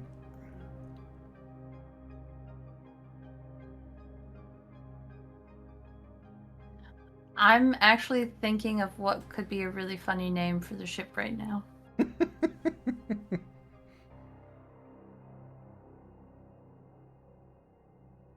You want some help? Yeah, I really would. Because I just feel like, naming it like something like the Wombaxi Sun or something would be really funny. God damn it. The Wombaxi Taxi?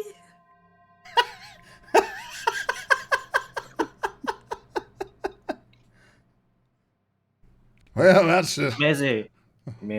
that's Why? one weird name of a vessel. One bank. All right.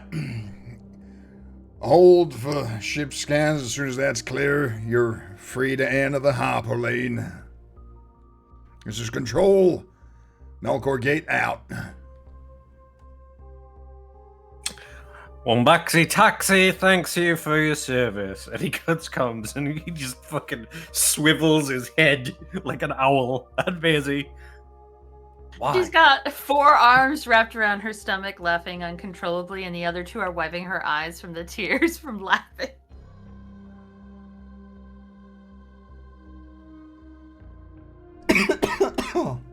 Jax is just gonna scuttle off, muttering under his breath, do his best Rodney Dangerfield impression. I no respect.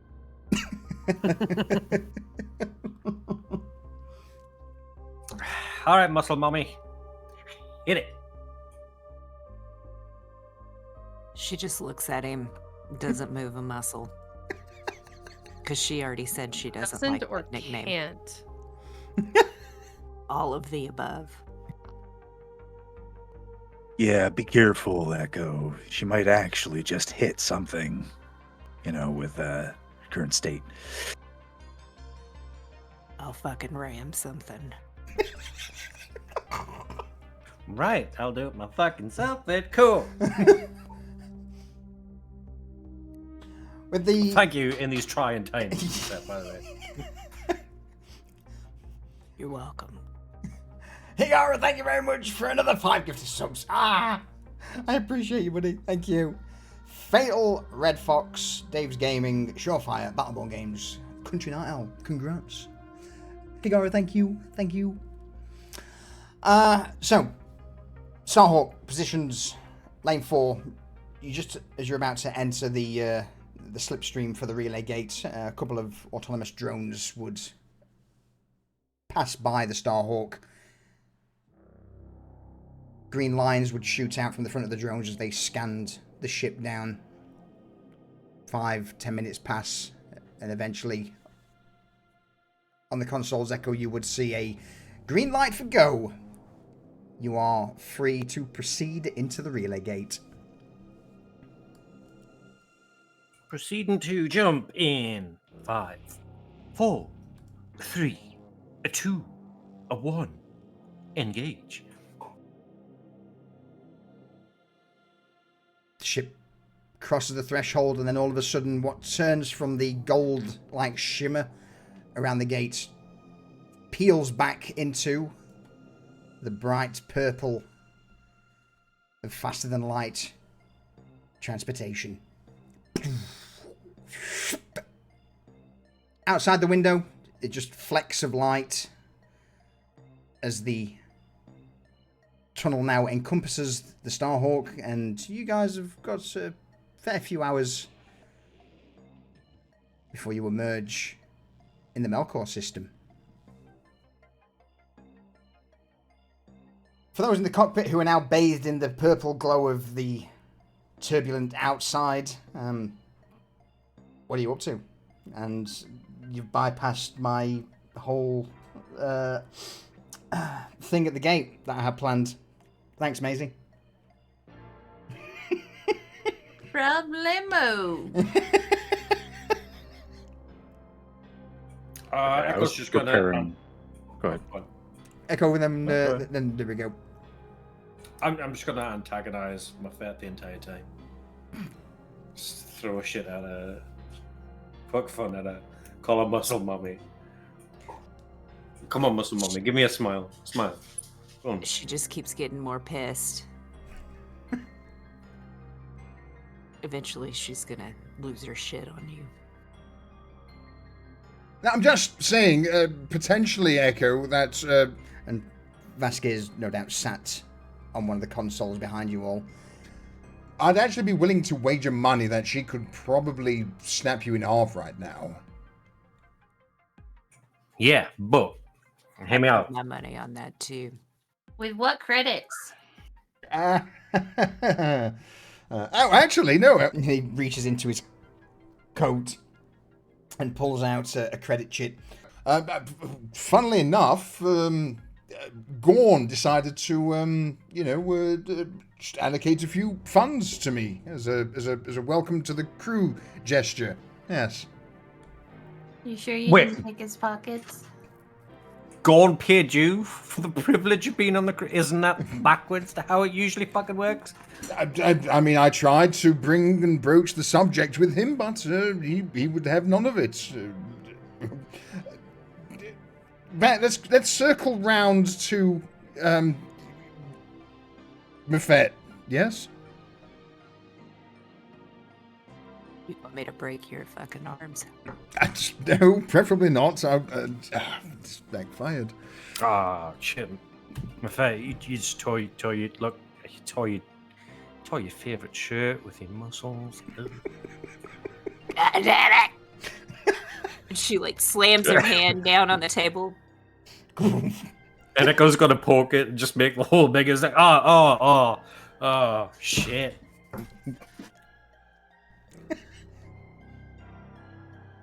A little drone comes flying in. Underneath it is like a little bit of wire with a crop stick dangling from it. And he just flies it round Vet's head. Knowing that she can't reach up because her shoulders are that massive at the moment. She's like one of those bodybuilders who just can't do anything. You know, what are you gonna do? Because right now you're all big and muscly, but in a week or two you're gonna be back to normal size, and everything's gonna be way too big for you to wear then. I thought about that. And she's starting to get like really angry because of she's trying to get the crop stick, and then she's just gonna start trashing things, like just throwing chairs.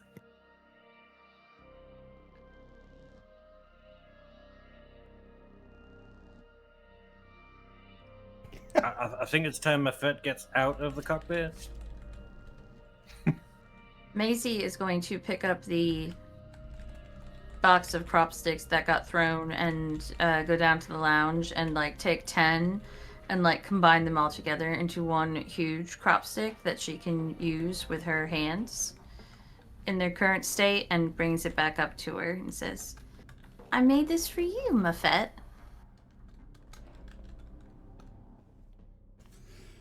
Will you do me the honors of lighting it, please? This is absolutely beautiful. Yeah, but do you have your lighter? Because I don't know how to make fire. Looks like a big sausage, just like your fingers.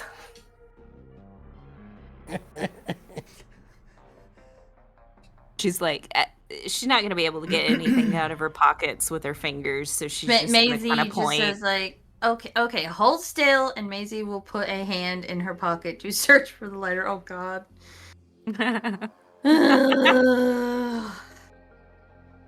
So the question is, Buffet, are your arms bulky enough that you can get a cigarette to your lips, considering how slight your frame normally is? I don't think so. I don't think that she can. She's gonna attempt to do it, but then she's gonna look at Maisie. I'm gonna need you to either hold this up to my lips or you're gonna have to puff it and blow it in my face. And there's the quote for tonight, ladies and gentlemen.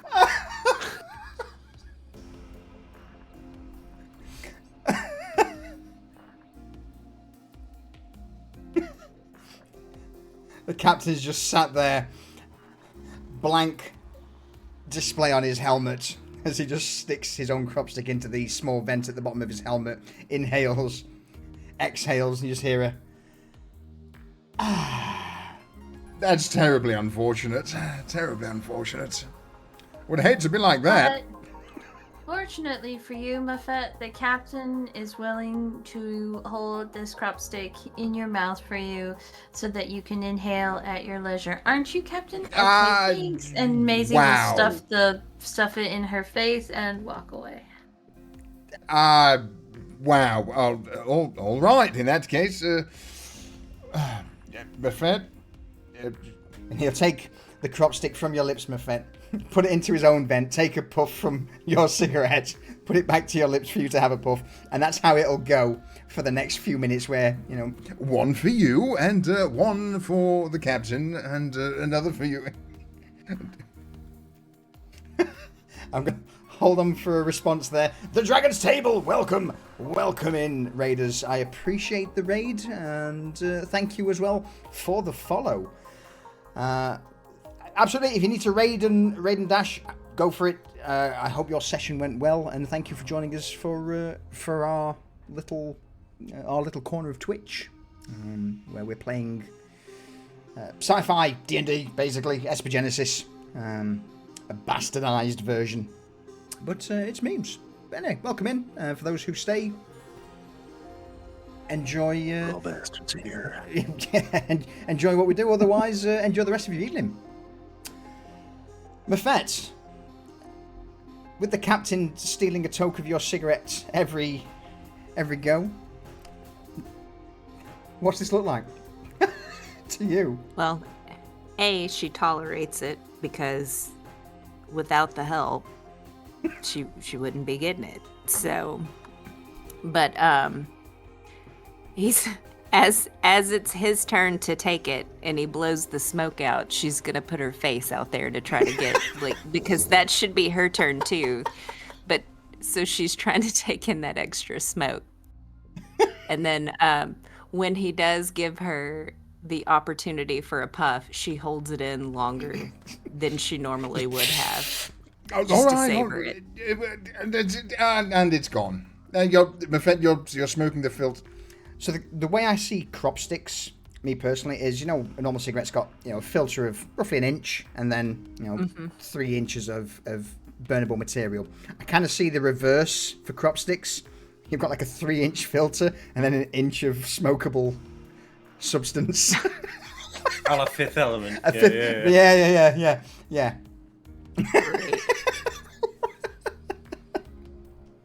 Yeah, basically Fifth Element cigarettes. Go on, here we go. After a little while of this going on, Dirigo's gonna go and get a clamp.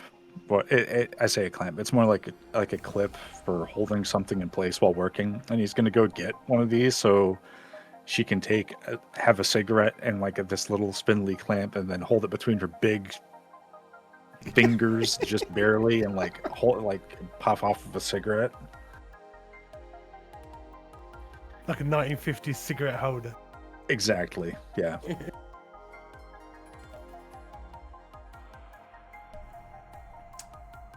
Appreciate you. it was getting kind of old sharing with the captain here. He, Yeah.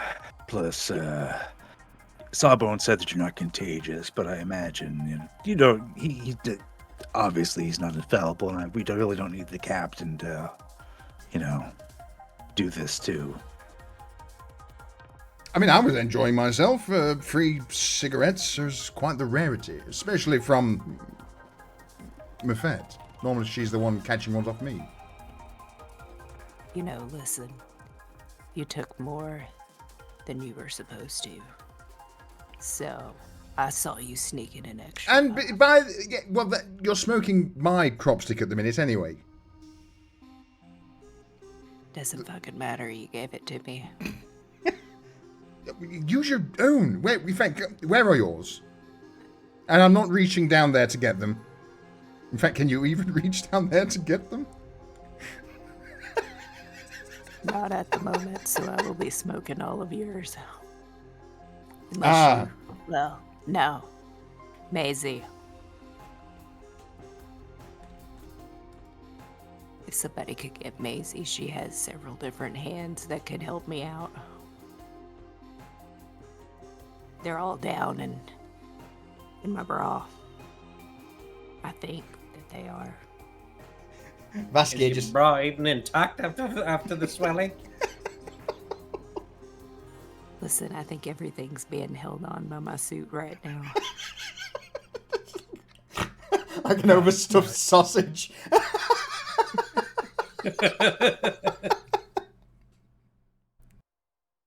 The brim.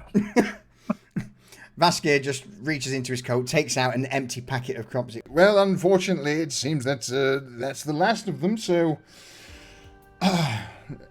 enjoy. And he just puts the rest of the cigarette in your mouth, Buffett. Enjoy it while it lasts. Does your ass want me angry later?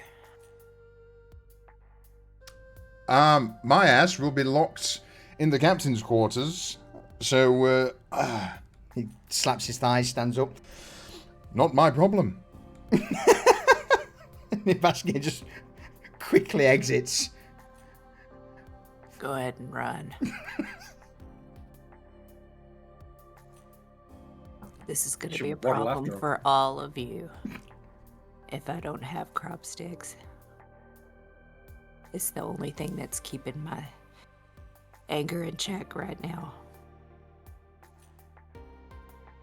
All right, I've got the perfect idea. Where's Gorn? Gorn's been making himself at home in the lower deck. He's slung up a piece of... I say a piece of fabric. It's more like a cargo net that he's slung between two supporting pillars that he's using as a hammock.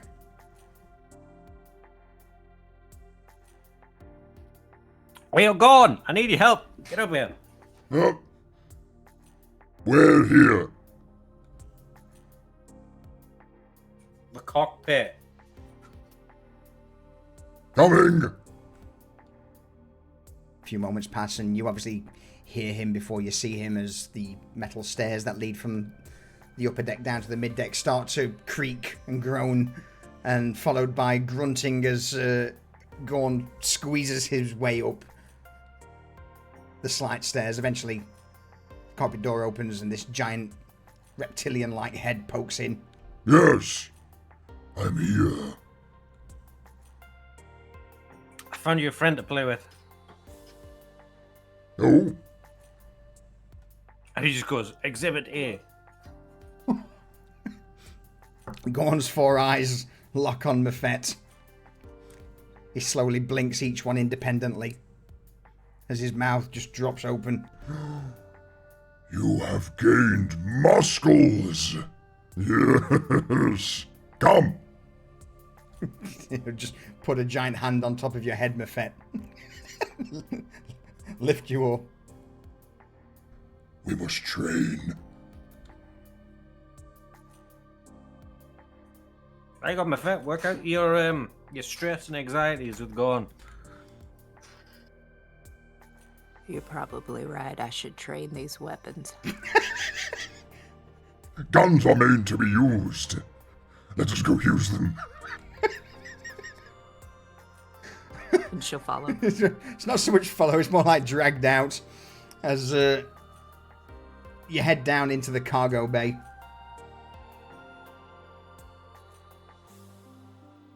Anybody witnessing this, or are you staying well clear of the debacle that's about to erupt below deck? I'm clicking well clear. Yeah. I'm keeping my clear. zone idiot free. Well, it depends on where the exo frame is. 'Cause if it's in the cargo bay, then Diergo is going to be in the cargo bay at some point. Yeah. And because he wants to like clean it up and make it more presentable than just like a junk bot. And and I'd say it'd be in engineering right now, because that would be where Okay, Jackson yeah. and all the fabricators. all right, well then Diergo would just be there, but he's not looking or he's not touching anything because he's learned his lesson about that. He's just looking, like he's really keenly interested, even when nothing's happening. He's just really interested. Jax, there we go. At some point, you would see Gorn stomp through engineering to the stairwell that leads down into the cargo hold, and over his shoulder or under his arms, you just see Buffet. I will bring her back later.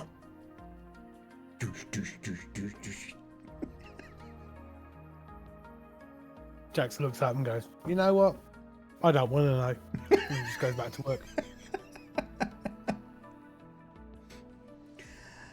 Alright, Buffet. Yeah. Go on, there we go. I was just saying, yeah. I was just agreeing with him. Buffet, let's try out your newfound strength, shall we? Give me a strength check.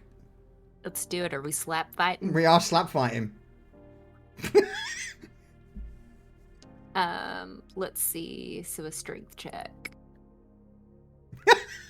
All right. As Gorn drops you down into the open cargo bay, he throws his arms out to the side. A fine arena for a scrap. Come at me. Let us see these new guns of yours. What do you do? Well, she's gonna open her hand up as wide as she can, and she's gonna come at him and just try to slap the shit out of him. He bats away the first slap. No. Ball into a fist. Into a fist. Just go again.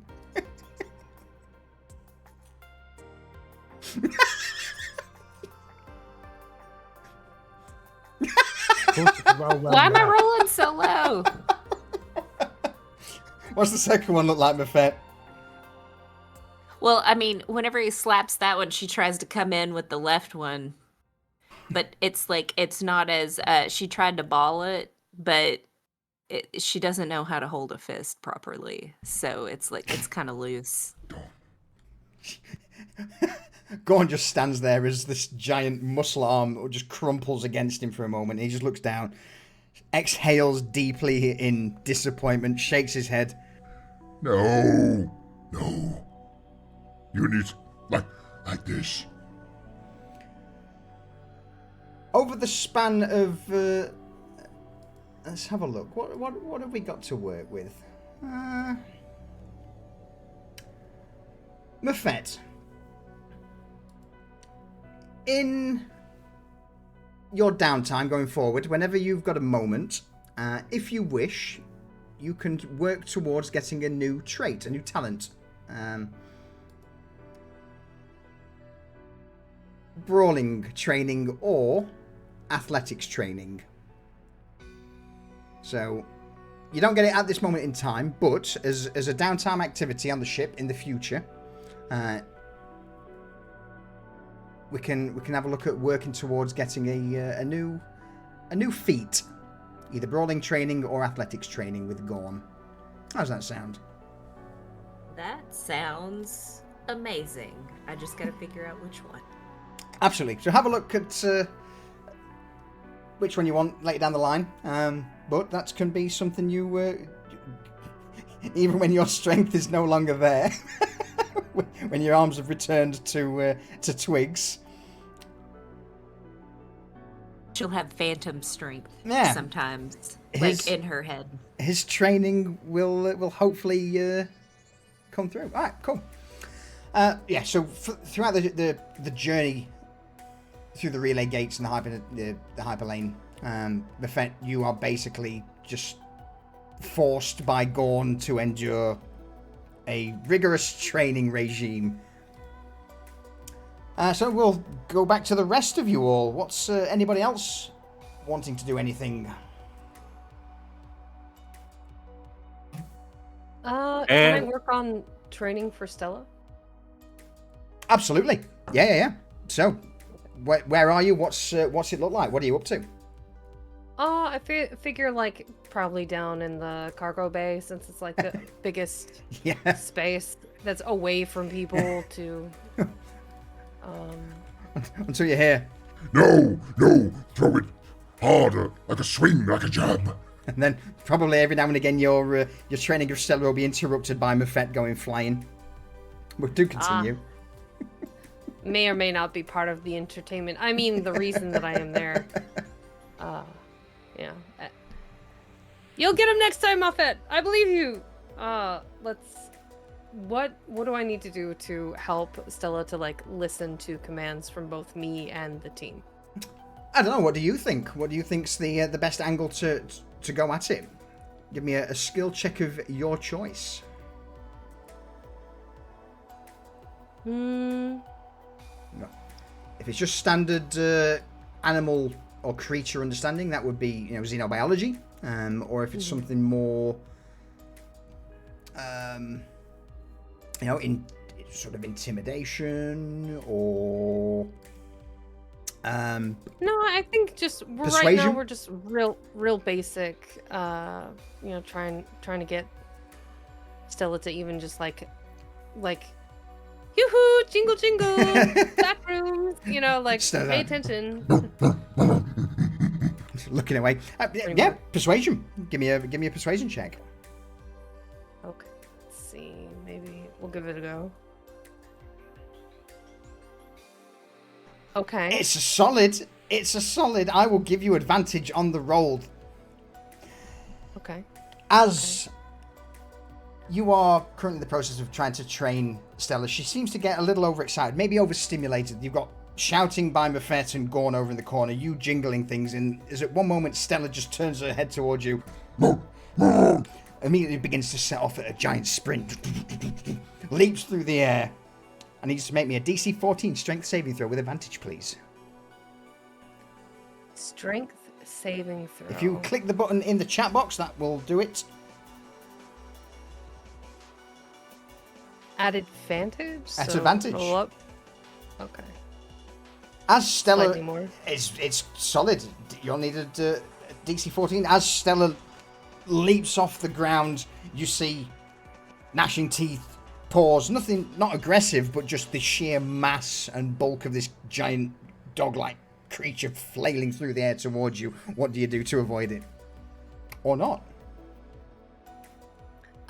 I feel like it'd be kind of fun to kind of put her in her place a little bit and like do sort of a kind of a low anchoring sweep under and then like put her basically back onto the ground, neck holding her neck down, just like I did in the first ship where we got her.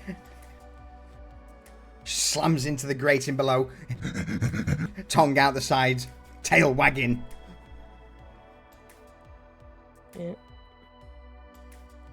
Gotta pay attention, Stella. Come on now.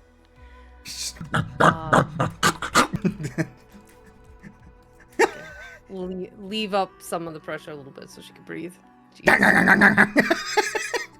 This is not done out of aggression by any means. This is just as a savage beast just starts trying to gnash at you. Mm-hmm. Does a 16 hit? No, actually, my AC is 17. All right, excellent. What do you do as she tries to playfully, in air quotation marks, gnash at the hand in front of you?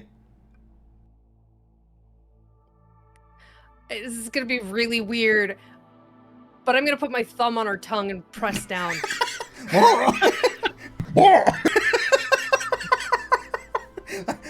Like her lowered chin goes to her chest for a moment, just with the tongue out. The tail stops wagging for a moment. Her ears droop, and whatever excited fight was there just seems to immediately leave her body. Mm-hmm. Just a little dog training.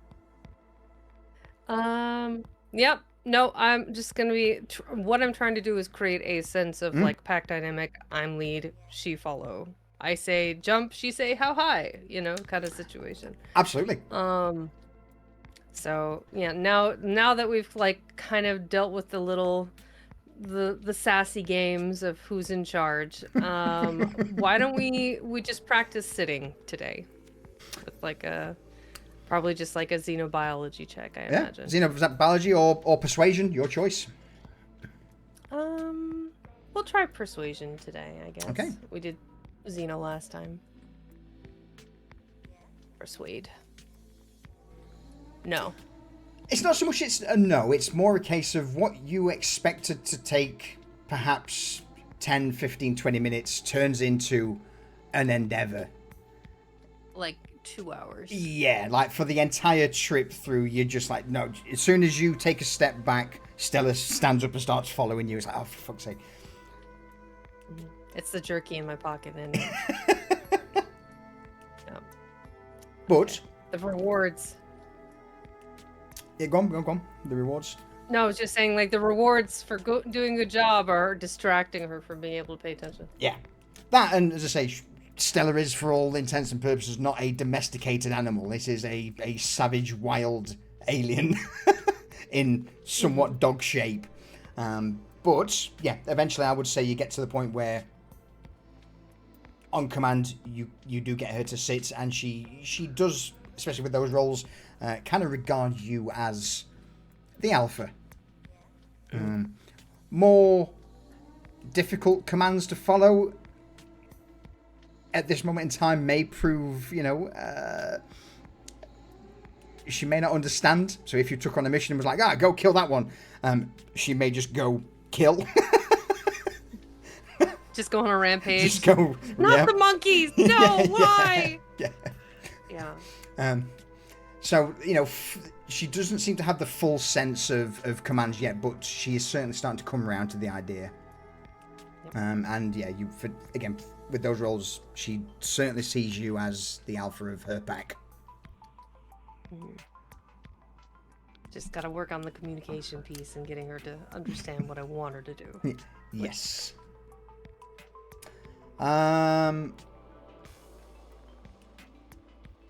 In that case, then, I'm going to say, working with that, I will allow you to start looking at either constitution training or, in fact, probably command training as a feat. So on your downtime, if you want, you can look at the more time you spend with Stella, eventually you'll get the command training feat. Cool. Yeah, that'd be pretty exciting. All right. Beautiful. Anybody else doing anything on the downtime? Well, Oh.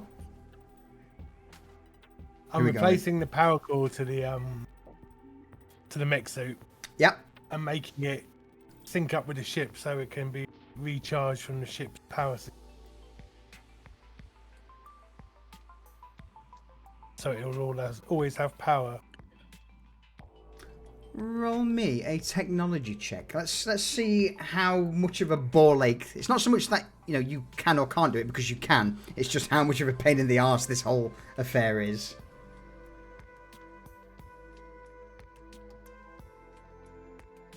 It's a bit of pain in the arse, but you will manage to do it. What's the issues that you come up against, Jax? It was built by an idiot. And I'm having to literally rebuild it all to make it safe and not explode.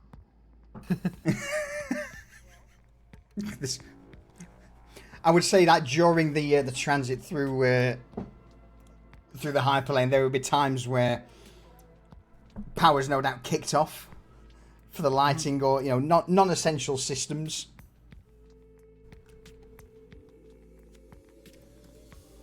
Yeah, it's not a well-made piece of equipment.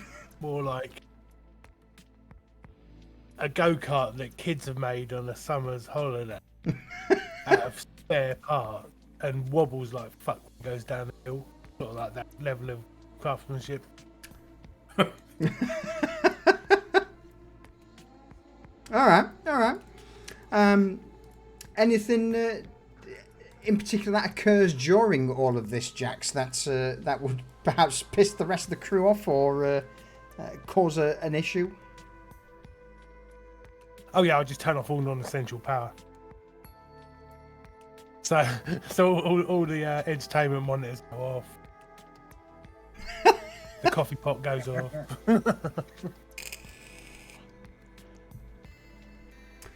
And there's just a picture of Jackson's face. Please be patient. Power will be restored shortly. Like a cartoon lizard face, just Hard no dust.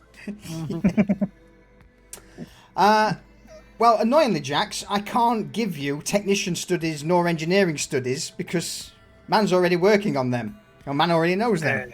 So, what I'm thinking is, just due to the fact that you're exposed to so much different tech, I'm thinking skilled as a feat for you to work towards. Yeah, I'll take. So skill studies is the feat. I know it well. Yeah. So that can be, as I say, your downtime endeavour now is if you're tinkering and you're wanting to work towards getting that. I'm probably going to say for everyone who's working towards feats, we'll do some rolls, but it shouldn't be any more than two downtimes.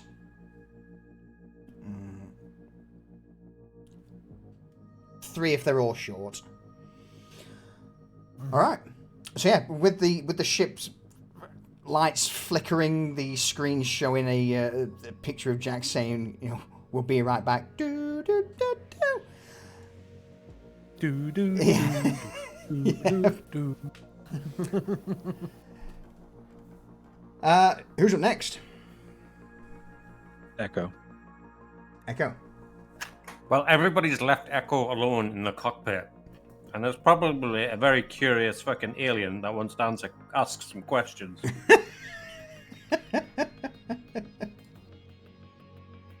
Yes, maybe 1 or 2. Okay, get my system. Let's do this. So, how long ago was it that have you been around for thousands of years? Well, I'm 987 years, 54 days, 13 hours, and 86 seconds. And these are on Solari years. Solari years, yes. Oh, so for oh my, that's a considerable amount. Okay, and your original purpose.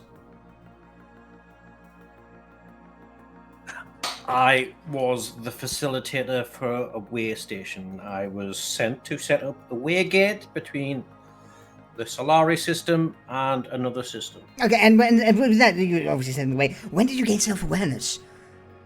How did you get? I need to know. How did you gain self-awareness? What's and where does Maisie fit into all this? Did she find you and then did it all just so many questions?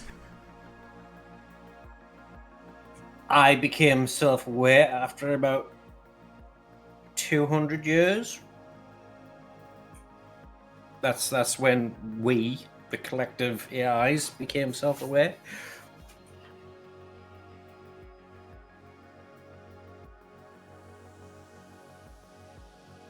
Maisie, that's not my story to tell. That's Maisie's story. You'll have to ask her about that. I've tried, but she gives me that weird stink eye.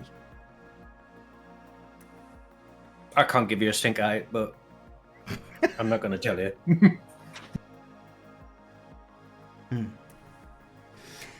Worth a shot. Shh, let's just say she found me.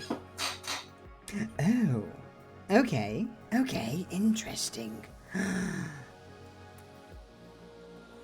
And she, with her finding you, then that her, you'll probably not tell me, but her not familiar with her genetic makeup, her species. She local cluster? No, she's not a local cluster. Oh. I am intimately aware of her species, yes. So if you're intimately aware, and okay, last question. I need to know your initial. Were you around during the Great Purge, the Concordance forming? Yeah, but I only found out about that after the fact. I was isolated. That's why I wasn't found.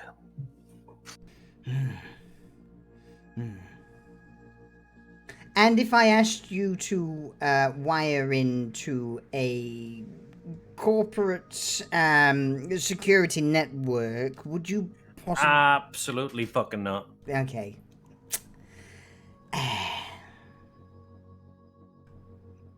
Never mind. Not that I can't, but corporations use high-powered SIs that detect AI influences because we have very specific signatures, and they immediately send a transmission to the Concord. So, yeah, you'd have entire death fleets appearing in system, and they'll kill everything. They'd erase a star system to get rid of me.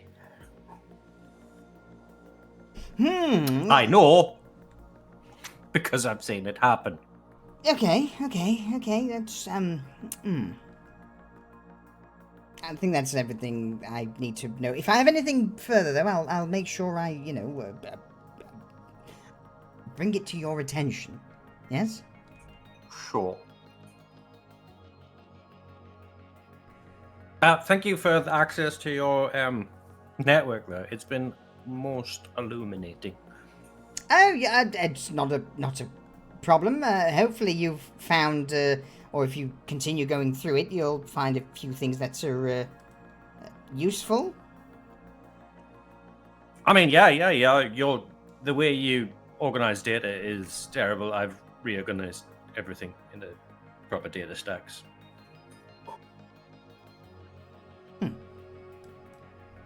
Okay, good. Well, if there's anything you need assistance with, let me know. Oh, I will. I'm gonna hate saying this, but I think the two skills or the two feats that if this is your downtime thing would either be detective studies or observation training. Okay.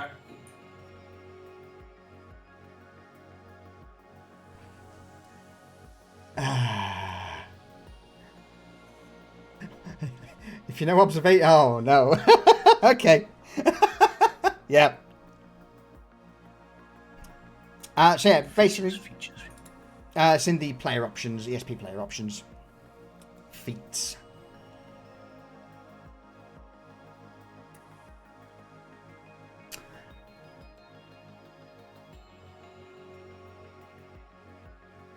There we go. Yeah. Dirigo is down in the engineering bay, watching Jax do all this stuff with the power. And he's just basically, because Dirigo knows how to make explosives and how to deal with weapons and armor, because they're all things that are practical. And now this exosuit is a practical reason to try to learn how to maintain something so that he can use it. So he's watching everything that Jax is doing, and like the high end stuff, like the stuff that he's having trouble with, like changing how the power like that's probably way above anything he can do. But he's looking at what he's doing to actually repair it beyond just the armor plating, like the servos, the actuators, things like that. He's trying to like get an idea of how it works because he wants to be able to affect it if he has to. And that's what he's going to spend his time doing, is watching all this over and kind of like making notes, which is really weird to see, but they're shit notes because he's an idiot. But he's doing it. All right, roll me an insight check, please. There we go. Let's see how much. Hang on. If we're gonna do bullshit, Jackson's gonna start explaining what he's doing because he's really interested. So, there we go. We're gonna have a little amplifiability on there. All right. So add a D4, huh? Uh-huh. And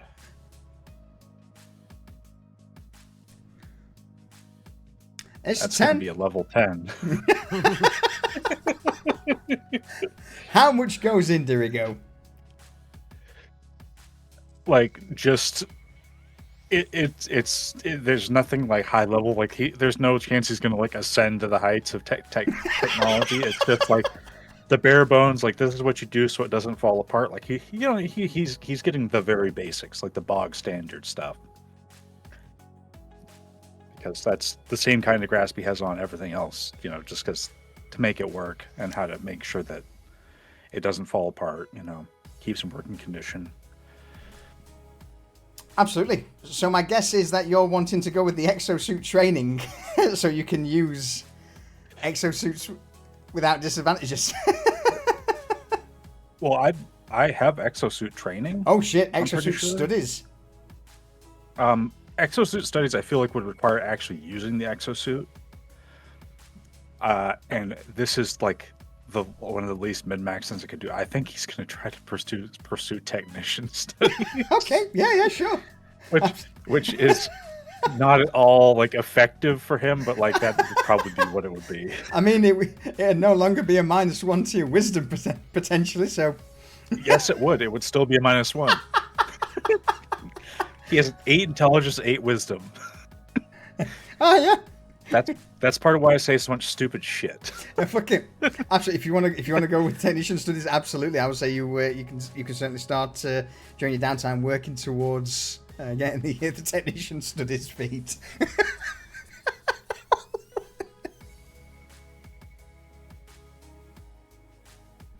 Oh man. Technician studies, it would be rolling at advantage with a -1.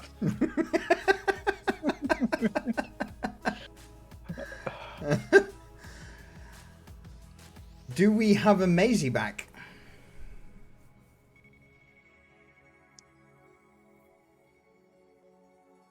I don't think we do. So, we shall find out what Maisie's been up to when Maisie's around. In fact, shall we take a quick last refill of clock before... Sounds like a plan. Yeah. Yeah. Alright, we will be right back, folks. Cheers, Durs. Cheers, Vex. Won't be a second.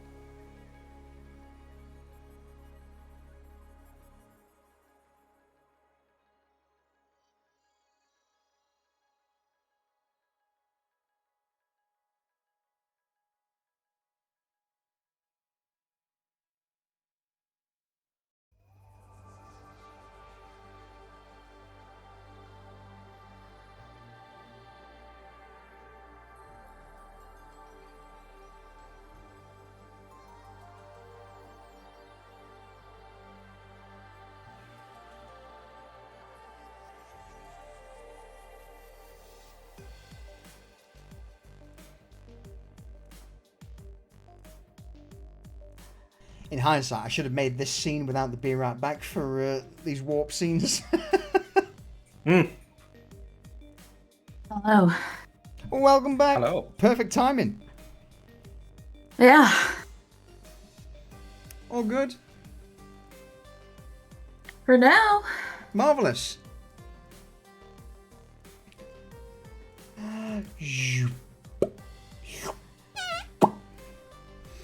Cool.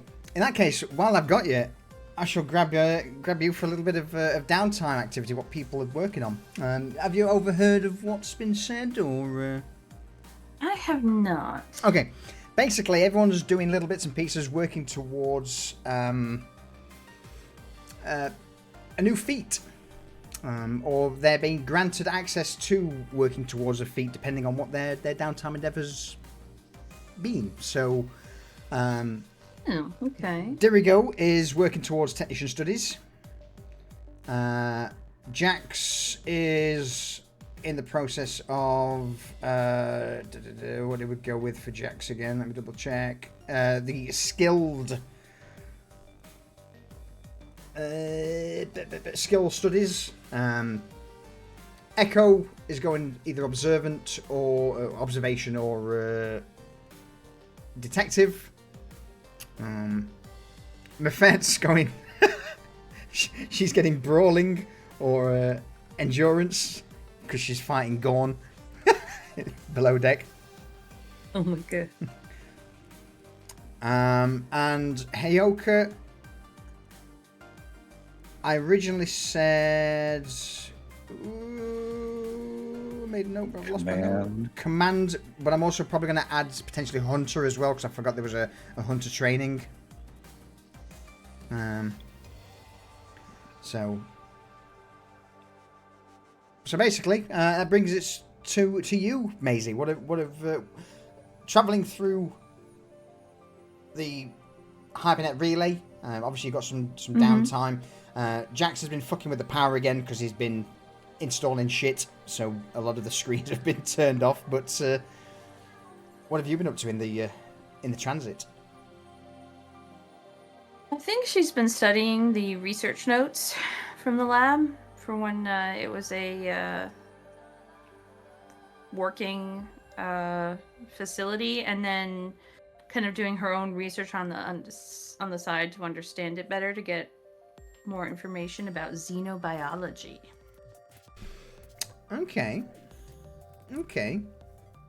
Let's roll me a. I'm thinking a law check. Give me a law check. Okay.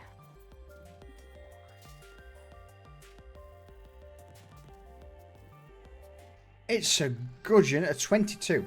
What sort of things have you been looking into, aside from the Space Rule 34 one backseat fan art? Well, after seeing the captain and Mafette next to each other, both on the ground, she's like, you know what? Nope, this is not a road I want to go down. So she purged that file from every system she has access to.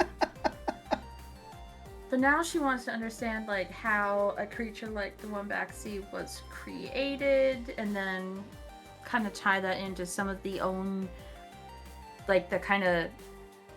some of the stuff her species does, and understanding, trying to put two and two together and understanding a little bit more and things like that. Because she's never really questioned some of the rules they have in her society. But she just kind of wants to understand everything a little bit more, and she's got an interest in xenobiology. Okay, let's have a look at, just so I don't recommend a feat you've already got.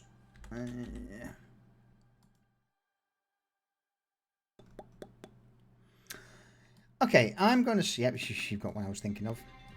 So, if this is one thing that you're going to be spending your downtime looking into, I'm probably going to say that during your downtime, if you continue working on this, you can either look at getting the physician studies or what was the other one I was looking at? Let's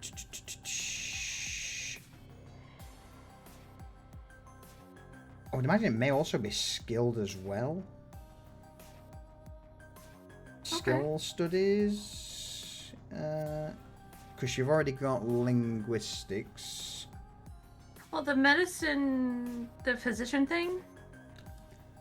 That sounds interesting. Yeah, okay. I would, yeah, let's say either physician or mental training. Okay. Because she's curious about, like, what Mephet transformed into, and, like... Yeah, so physician is more of the biological side of things, whereas mental training's more about the knowledge. So that could be law, astrophysics, biology, technology, so on and so forth. So yeah, you've kind of got two avenues there. The mental training's more of the how shit works, whereas the physician's more, why it's doing what it's doing. So you don't get the feat at the moment, but it's just during your downtimes, if you continue doing that as a sort of downtime endeavor, I will grant you guys those feats. Okay. That will let me drag out one of my old favorites with Jump, where Maisie just has a notebook that she'll occasionally write in Mephet's presence. Always studying me. Uh-huh. I'm a rarity. A rarity or an oddity? Oh, yeah. Yes. Echo, in the cockpit, the timer has counted down to almost 0 as your traversal through the relay gate is now coming to a close.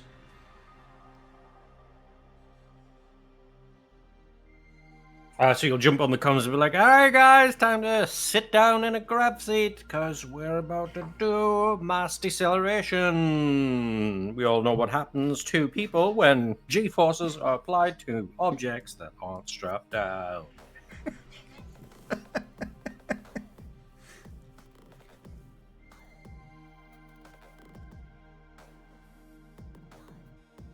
You all take... Nobody? Okay.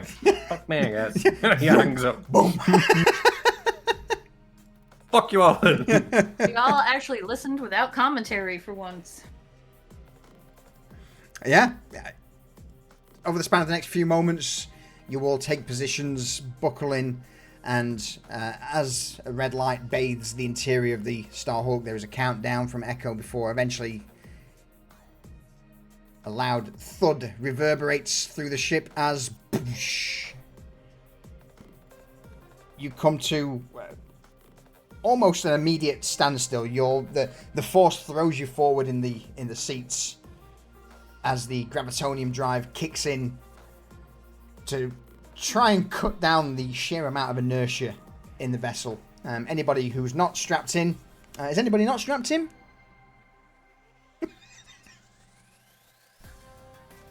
God no, you get destroyed. like that poor little fishy man. Listen, we don't need any repeats of Jartho. Just for my own sake,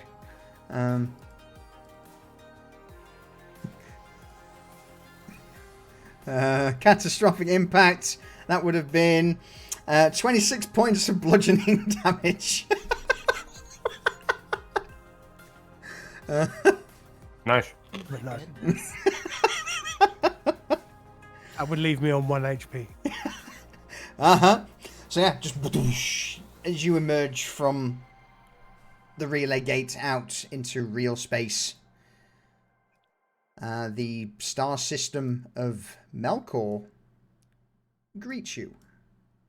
This place is nowhere near as oppressive and claustrophobic as Hydra. For you, Maisie sat, if you were back at the scanning console, would immediately be able to send a ping out across the entire system, and yeah, let's bring in the Melkor star map. See what we're dealing with. Poosh. Welcome to Melkor. Fourth planet again. It's fourth planet conspiracy.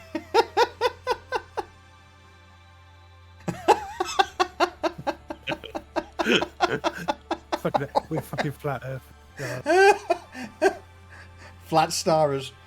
Melkor system. So you are immediately met with a giant orange star at the center of the system, and that just seems to bathe everywhere in its nice, warm glow. Scans of the local area pick out a multitude of asteroid belts and smaller planets. As for you, though, Echo, the first thing you would no doubt hear is,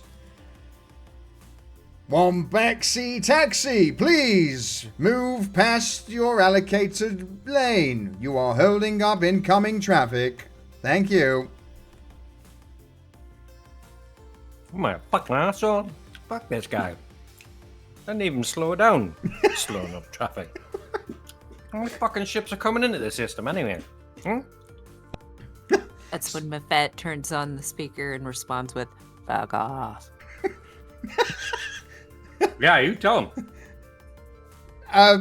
Wombexy taxi, come in. I believe I was told to fuck off.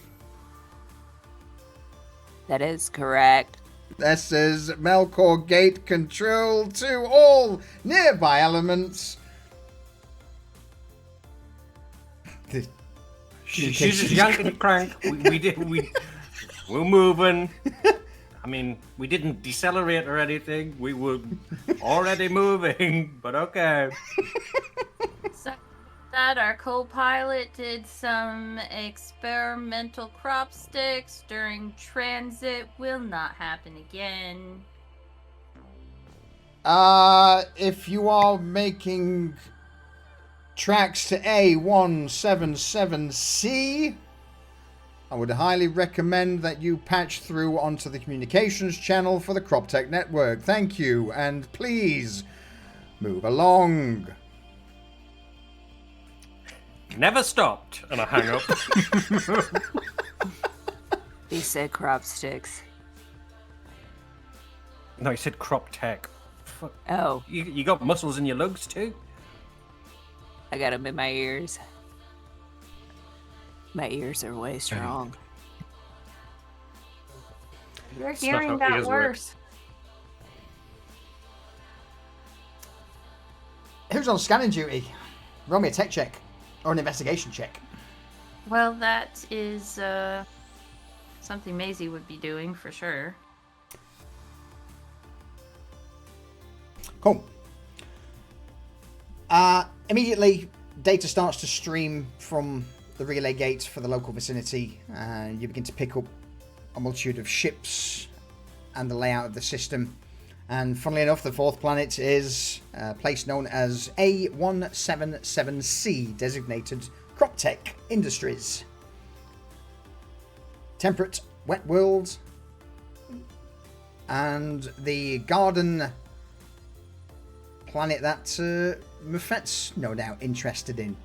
The other thing that would get your attention as soon as you jumped in and were moving, you were scanned by obviously the Concordant relay gate systems, but in the opposite line for those wanting to enter the relay gate to head towards Hydra, somebody did scan a close proximity scan of your ship before heading into line to jump out. And it doesn't seem like they're doing this just for you. It seems you begin to pick up that they are scanning multiple ships that are in close proximity to them.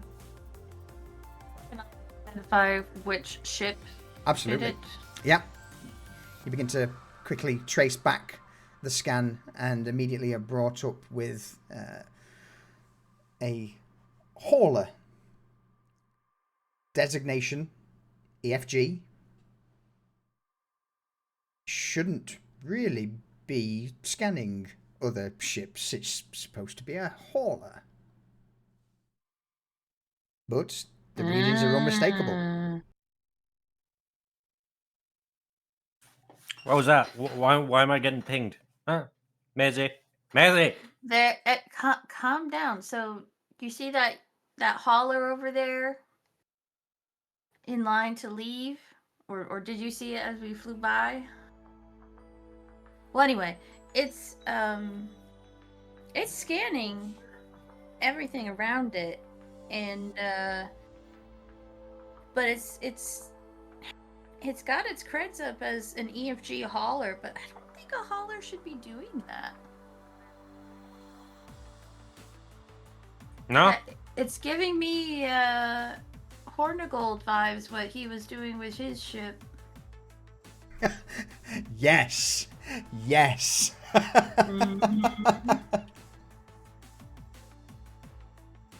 So something fishy Skydawn. / shady. Yeah. Yeah.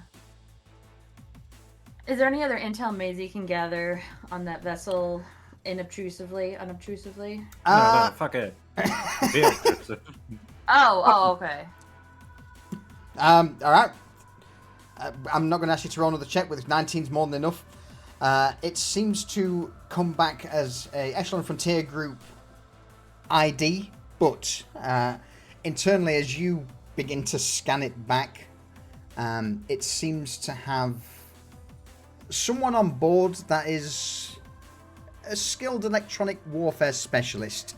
As you try and probe into the systems and connect to it, there is someone in a similar position to you actively trying to thwart your sensor probes. What you do get back, though, is they have quite the electronic suite on board, and as soon as you start scanning them back, they basically drop what they were doing to scan other vessels and now target the Starhawk. And you get the impression that whilst one person's trying to actively thwart your scans, at least another one, maybe two people, are trying to run deeper scans in the limited time frame they've got of the Starhawk. And these scans are, model of the ship, shape of it. Maisie is going to contains. instantly terminate her scan and activate their cloaking systems. Alright. Oh, forgot about that. so that it looks like their vessel sped away out of range at high speed. Yeah. If that ship drops out of the line and starts coming, Diogo's going to try to keep an eye on that visually. Night glass coating. Let me double check what this does. And Maisie's also going to send a message to Eno and send him the EFG ID and be like, what the fuck? Is there another Hornigold out there? What do you know about this? Hold checking. Yeah, as soon as power's diverted fully into the night glass coating and the detection algorithm that you've set up, all scans are basically are bounced back to them, and you become an enigma. There we go. You sit, watch the screen as they don't break out of line.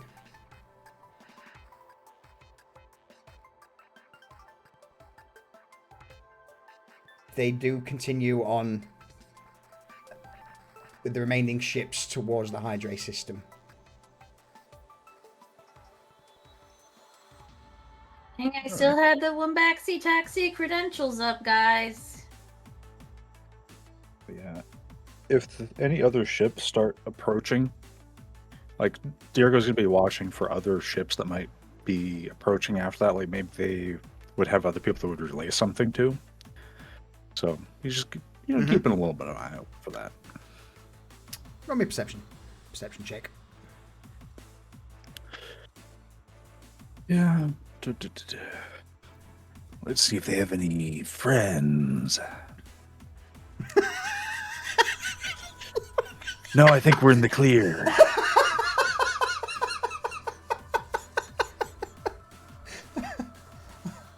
Nothing immediate. No one breaks line. So go on, Helga. Can I take a look, or? Yeah, sure. You lean over his shoulder. It's all right. We're ghosts. They have no idea.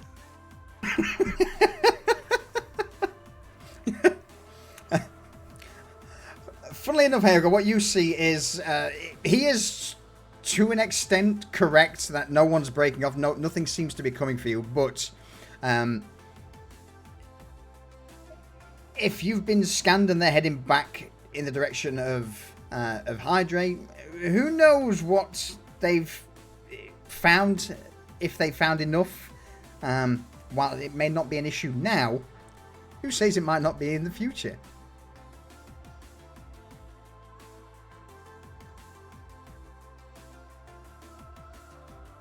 Fair. So yeah, you're definitely both in agreement though that at this moment in time, no one's breaking the line, no one's coming out, nothing's coming your way, especially at the gate. What I said, we're in the clear.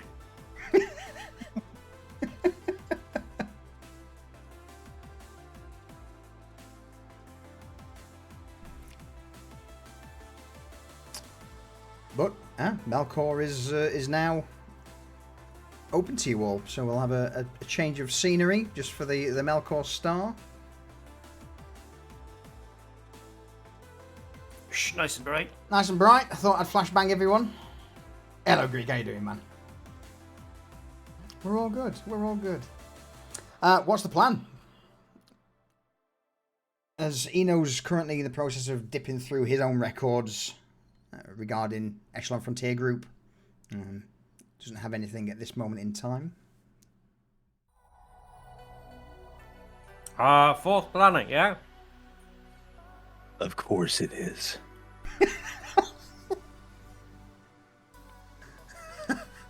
There we go, we've been over this. That's just what they want you to believe. Okay.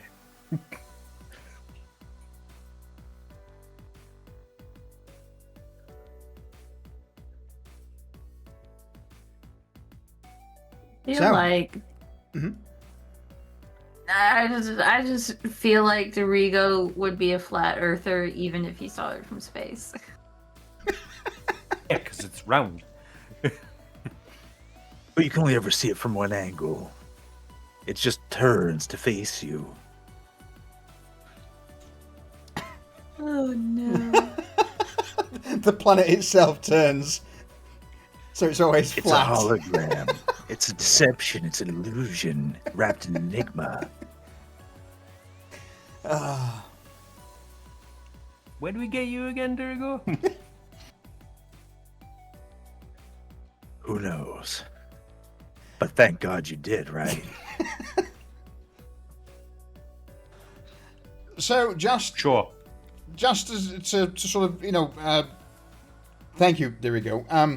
Why are we heading to what's the A177C Croptex planet? What are we heading there for again? Muscle Mummy wants hydroponics, right? Did you say crop sticks? No, but yes. Well, you wanted to grow some, but also, if we're out here, we could just load up on a bunch of them and ship them somewhere else and sell them off at a profit too. They're mine. Right. So we're raiding a planet for cigarettes. Yes. I thought we were just gonna buy them. I want some plants. So I can grow Do my you own. really but- want to be on the blacklist for all of crop tech when you have the habit you have? But if I can grow my own, then I'll have a monopoly. I don't think that's how that works. No, she's onto something, but we'd have to burn the entire planet probably. And that's when we get all of their supplies. We get their plants. I keep them, and then unicorn poop. Why can't we just do the legal thing one time? Why do we always have to make it so complicated and blow up every planet that we visit? But we don't. We're not going to do that. That would be a terrible misuse of firepower and ordnance. I'm just saying it would be an idea, but nah. We're gonna have to go No. another direction. No, hold on. I'm not going to allow this right now. This just makes good business sense. No, it doesn't. It's called a strategy. They've got other planets. Well, then, I- so I feel like we're not thinking bigger picture then if we just blow up one planet with the crop tech. Echo, We this need to is- blow this up all is the your planets. problem. I'm going to my bunk. I can't. All right, so we're going to go and buy things from here. Yeah. Yes. Yeah, maybe scare up some work too. Who knows? Get some money. Ooh, I like money. All right. Yeah. Yeah. Maybe get some vegetables in your guys' diet, so you're not just nothing but meat. Yeah, the last thing I ate was a little gamey. In fact, where is Harold? I need to ask what that was. There was a wrapped thing in the fridge that I chewed on. It's probably the snack that smiles back. Protein Chicken is person. protein. Personal. If it was in deep freeze, it was probably chicken. Oh, see, that's not too bad. I heard chicken's pretty. Wait. Heyoka just slowly smiled. You just hear behind the helmet. Personally,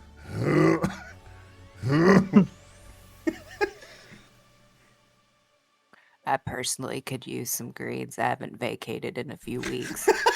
Oh my. That's probably the steroids. Yeah, that's probably the steroid just swole your sphincter just shut because it's that fucking swole. Oh, is that a Yeah, muscle too? You're gonna need a shoehorn, but it's gonna be a poo horn. I've always heard of people using a spoon. Bridge to engineering. Bridge to engineering. Yeah. Any chance of a shovel jacks in the cockpit? How about a vent atmosphere? Hold on a moment. Vaskia turns towards you, Mafet. Any chance of you sticking your derriere to a small hole? Is this like some kind of access reading? Like, We will need access, You know. yes. you know how you use like your finger or your eye for scanning? What? Yeah, I don't think that they do biometrics like that. Then They want you to shit out a porthole. Maisie yells from down the hallway. Thanks, Oh. Maisie. I don't think I got a buttholes are little like confused. fingerprints. Well, I I mean, thought typically. maybe there was some special access that somebody was needing. I don't know. I didn't Sure, know we were everybody's talking got about one, that. but I don't think that they're unique.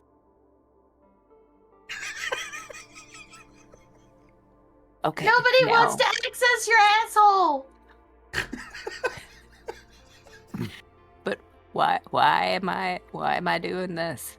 Is it Because you're full of the shit. Suction, the suction. Okay, because it's been a while. I thought we were just gonna eat greens, but I guess that's another problem solved. Look, where are we getting solution. greens from?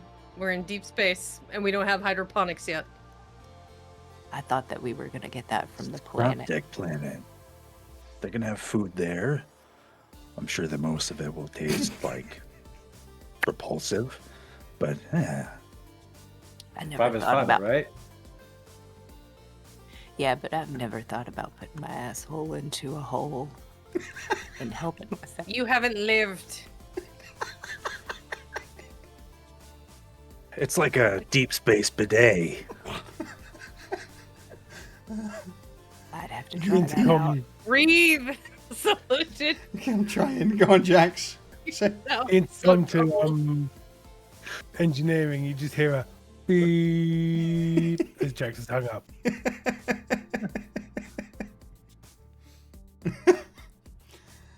Oh. In space, no one can hear you poo. And then Diergo's gonna excuse himself from the cockpit to go down to engineering and observe the mech suit some more because he's just infatuated.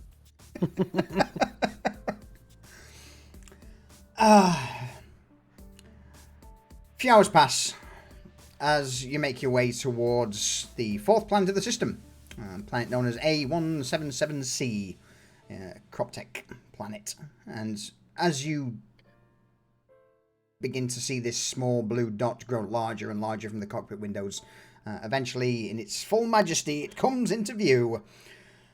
The blue of these oceans appear almost glowing from orbit, as if whatever oceans are there are bioluminescent or neon in colour. The continents themselves all seem to be zigzagged with the same blue rivers, and dappled elsewhere is mottled greens, where you assume vegetation to grow. There are a couple of space stations in orbit, and as you get closer and closer to A177C, a request for communications hits the cockpit. Income comms, guys. Corrupt Tech Planet 101.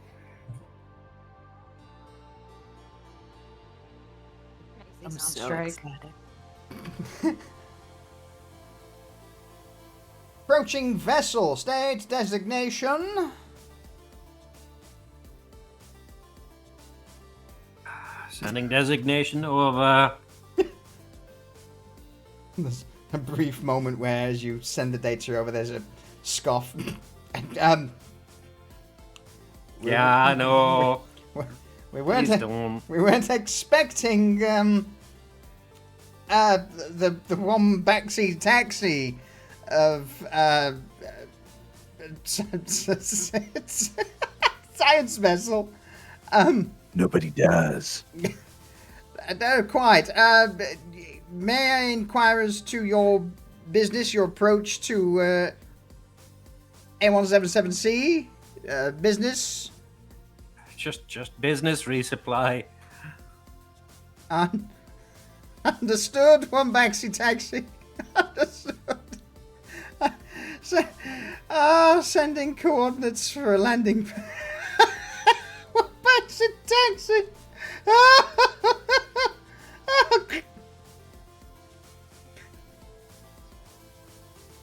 You finished? Communications cut off, and you just see a loading bar as the navigation details are sent to the ship.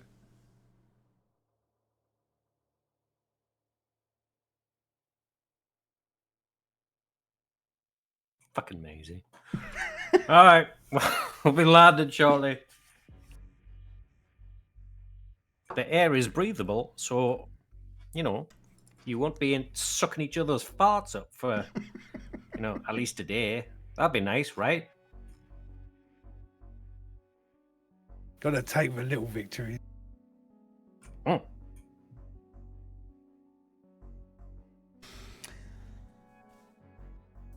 Echo, you begin. It'd be nice to open up the cargo bay, air out the ship a little bit.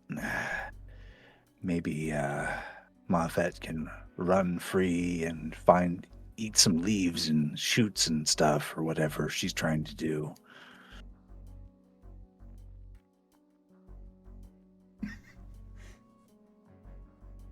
Sure. You begin to put the nose of the Starhawk towards Croptech's designated landing pad. And Echo, you would see that there aren't any large facilities that come on any scans. It's almost like there's a multitude of smaller hab blocks with landing pads that are dotted across the surface of the planet. As you begin to get closer, you would see great forests that are easily 100, 150, maybe even 200 meters at some point high. And as you begin to get closer to this landing pad, bright blue glowing rivers would snake between the tree lines. And what at a glance appears to be tubular fungal style growths.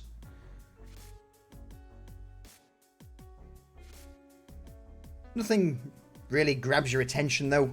Or any dangers as this small pad comes into view with a couple of rectangular and square hab blocks that are built around it.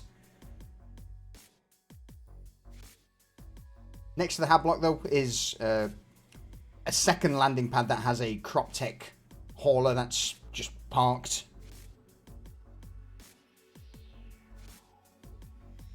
And as you begin to get closer, once again, communications flick on.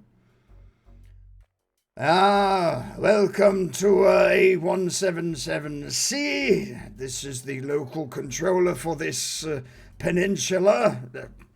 Wombaxi taxi, set her down. I will have a few of the maintenance team come out and run any tests. Though I would recommend respirators for all breathable crew aboard. This is your first time visiting A177? Confirm that.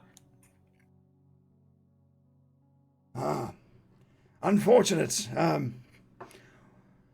Respirators for breathable crew. We'll have a chat once you've sat down and we've all got moments to breathe. The air is breathable, but it's quite the smell on this planet. Right. Roger that.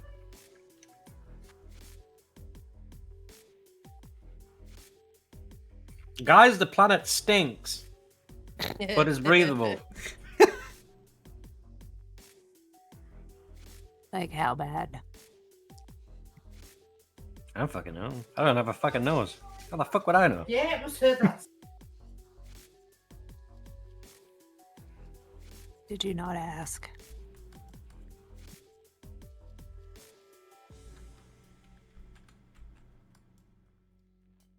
Why would I ask?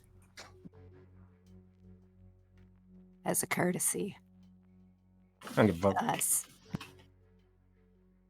Screw you too. Still write it out.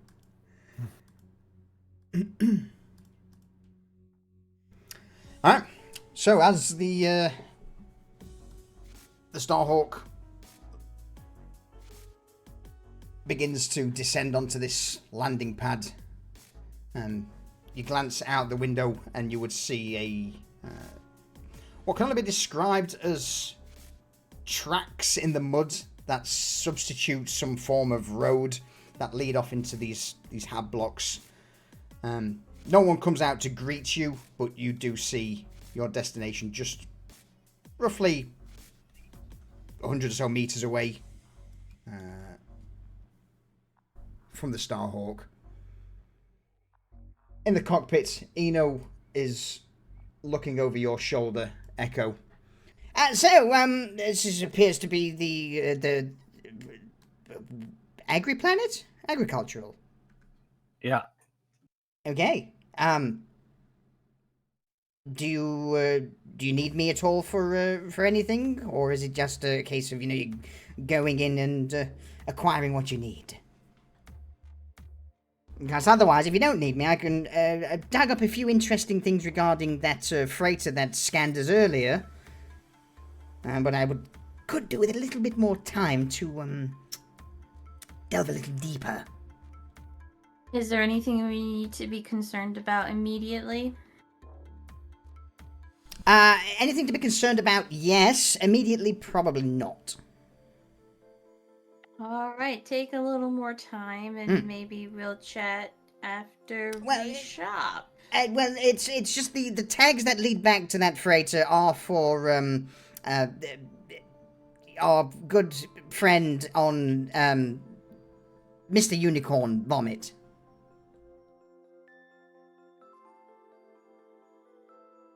Huh? The EFG fourth planet Vason. Oh, yeah, no, I figured as much. Yes. So, potentially what we probably should have done was blow that thing out of the sky, or out of space, and then gone, but, it's fine. Yeah. Right in front of coordinate ships and a jump gate. Yeah, that's what we should have done. Well, I mean, it's just an idea. Just an idea. Just saying.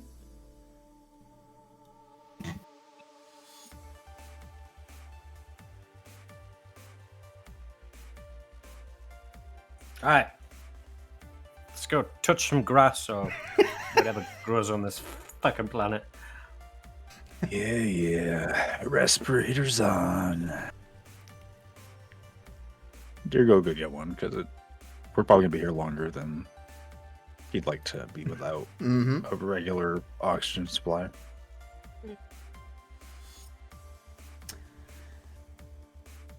Are you taking anybody with you, or is it just you six going? Imagine that other people probably want to get off the ship for a little bit. Yeah, anybody that wants off the ship can come. We'll bring the big boy. We'll bring Gorn. Taking Stella? Not yet. Maybe next mission. Alright. And Harrow will come along as well for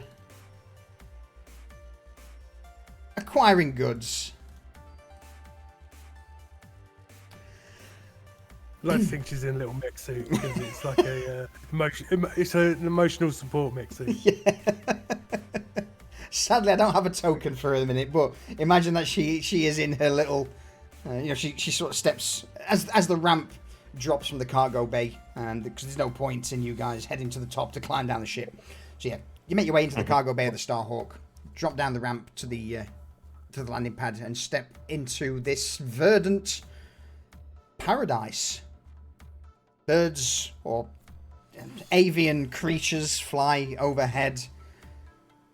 There's it's not so much grass, but like a mossy substance that seems to grow over all of the rocks. Vines and trees that shoot up are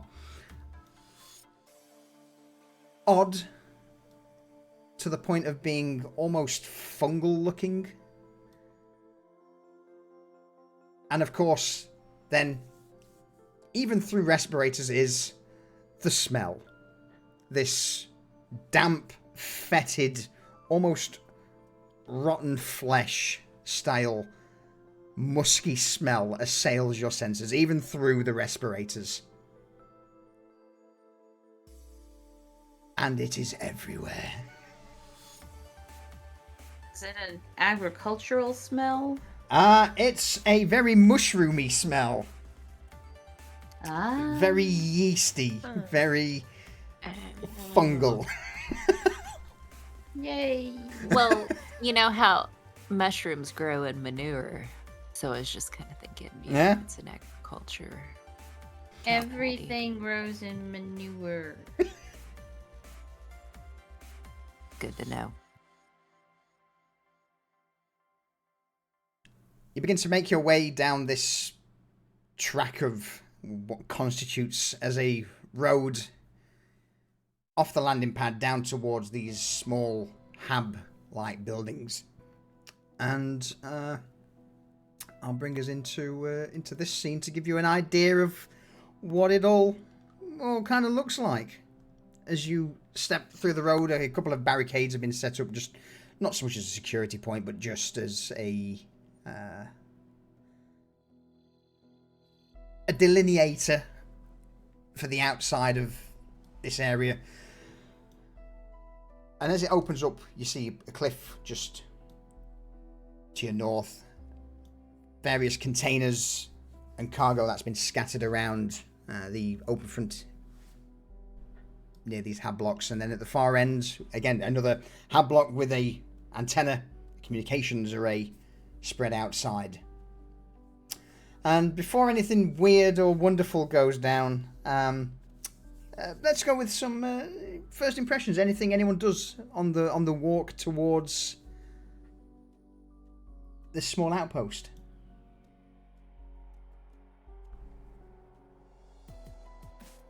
Well, Echo will probably comment, and everybody being like, "This place stinks." He'll be like, "And see what the problem is."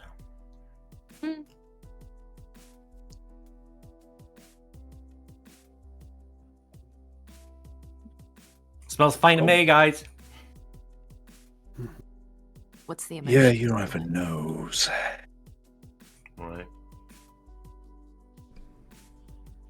Wait, Darago, do you have a nose? No. But I can smell through, and he points to like the gills on the back of his head, like olfactory sensors, though. Oh, right.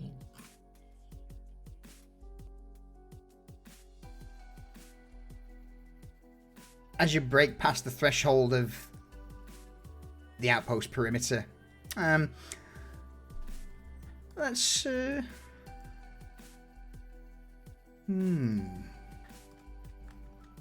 only thing that I have to ask about is they've got like right here. What are those? What do they appear to be? What are what? Though they're barricades, like little barricades that have been set up. Okay. Does it look like there's anybody like crouching around here, or is it just open and clear? Let's find out, shall we? Roll me a perception check, folks. Oh, he sees it all. Oh shit! Just roll it on the thing. Yeah, click the button in the middle. Button. But Huh? fucking go with you. Great success. Dirigo, Echo, Mazes, you three are looking towards the compound and these barricades. No, there doesn't seem to be anyone crouching or anyone outside for that matter. Heoka, Jax, Buffett, something else instead catches your eye. And it's these rather large, glowing, bulbous, mushroom-looking or fungal-looking growths. And this one closest to you seems to have a bucket load of small creatures that are just milling around it to the point where they're starting to gather. And it's at that moment you three would see this large fungal growth start to shift and contort as something... Is something moving? It's definitely moving. Nope, something's crawling out. And crawling out of this giant fungal growth can only be described as an even more larger moving fungal growth as this creature just lops out, covered in blue slime, emerges. It's a boy. It's- What side the front of this group? What the fuck? Can you what? Can I get a sense of how it's feeling? Is it angry? Is it Roll me a xenobiology check, please. Or just the mushroom feel? Yeah. Does the mushroom have feelings? Is a good question. No, it does not. You have no idea. But I'm sure we'll find out what the mushroom thinks next week on Corsairs of the Rift. Because I'm not going to start a fight this far in. Like this juicy, this late. We'll play with your space. Emphasis on juice. No. Oh, man. We'll play with your space Smurf next week. Exactly. It looks like it has a butt for a face. Just saying.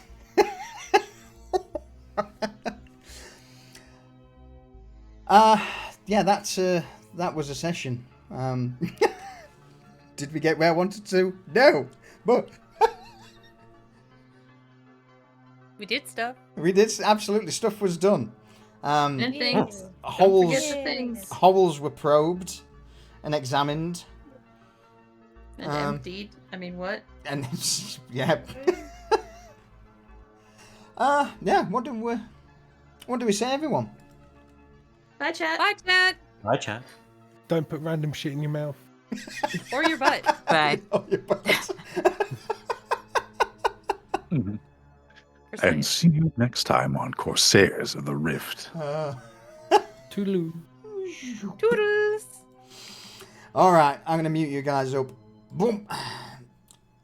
I don't know, Culture. I don't know why Automod decided to hold that. I'm like, yeah, allow? Huh?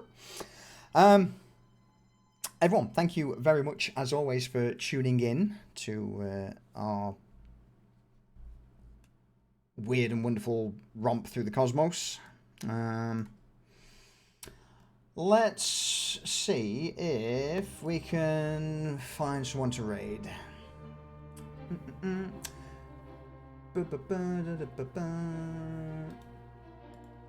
Who's doing what? That's the question. Who's doing stuff and things? Do we have any TTRPGers around? And whilst I gander at that, Just Smith, I'm going to refund that for the moment. Because I didn't manage to get it in.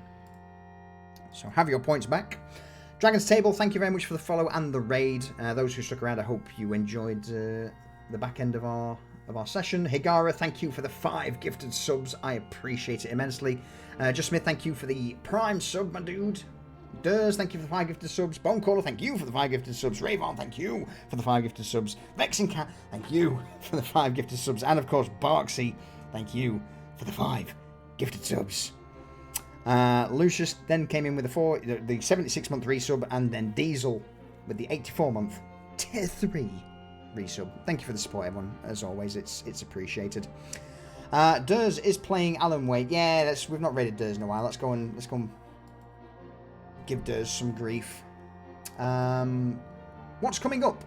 So next Sunday, Corsairs of the Rift, episode 20, which will be Attack on Fungal Planet by the looks of it.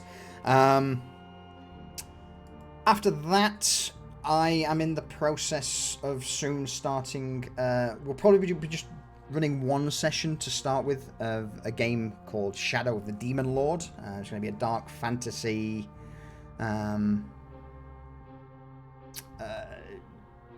West Marches style game, similar-ish to the Imperium Maledictum, where it's different players jumping in, jumping out. But we're going to give session 1 a crack first, see what it's like, how it feels. When, not too sure. Not got a definitive date yet. It's probably going to be one of those cases where one Saturday I'm like, haha, guess what? We're live, new game. So look forward to that. It's dark, it's gothic, it's torchlight, it's dungeon crawling. It's going to have horrific monsters, and my dice are going to be shit. So, what more can I say? Yeah. So normal, pretty much Smith, pretty much. Just yeah. The dice. I've slighted the dice gods in the past somehow.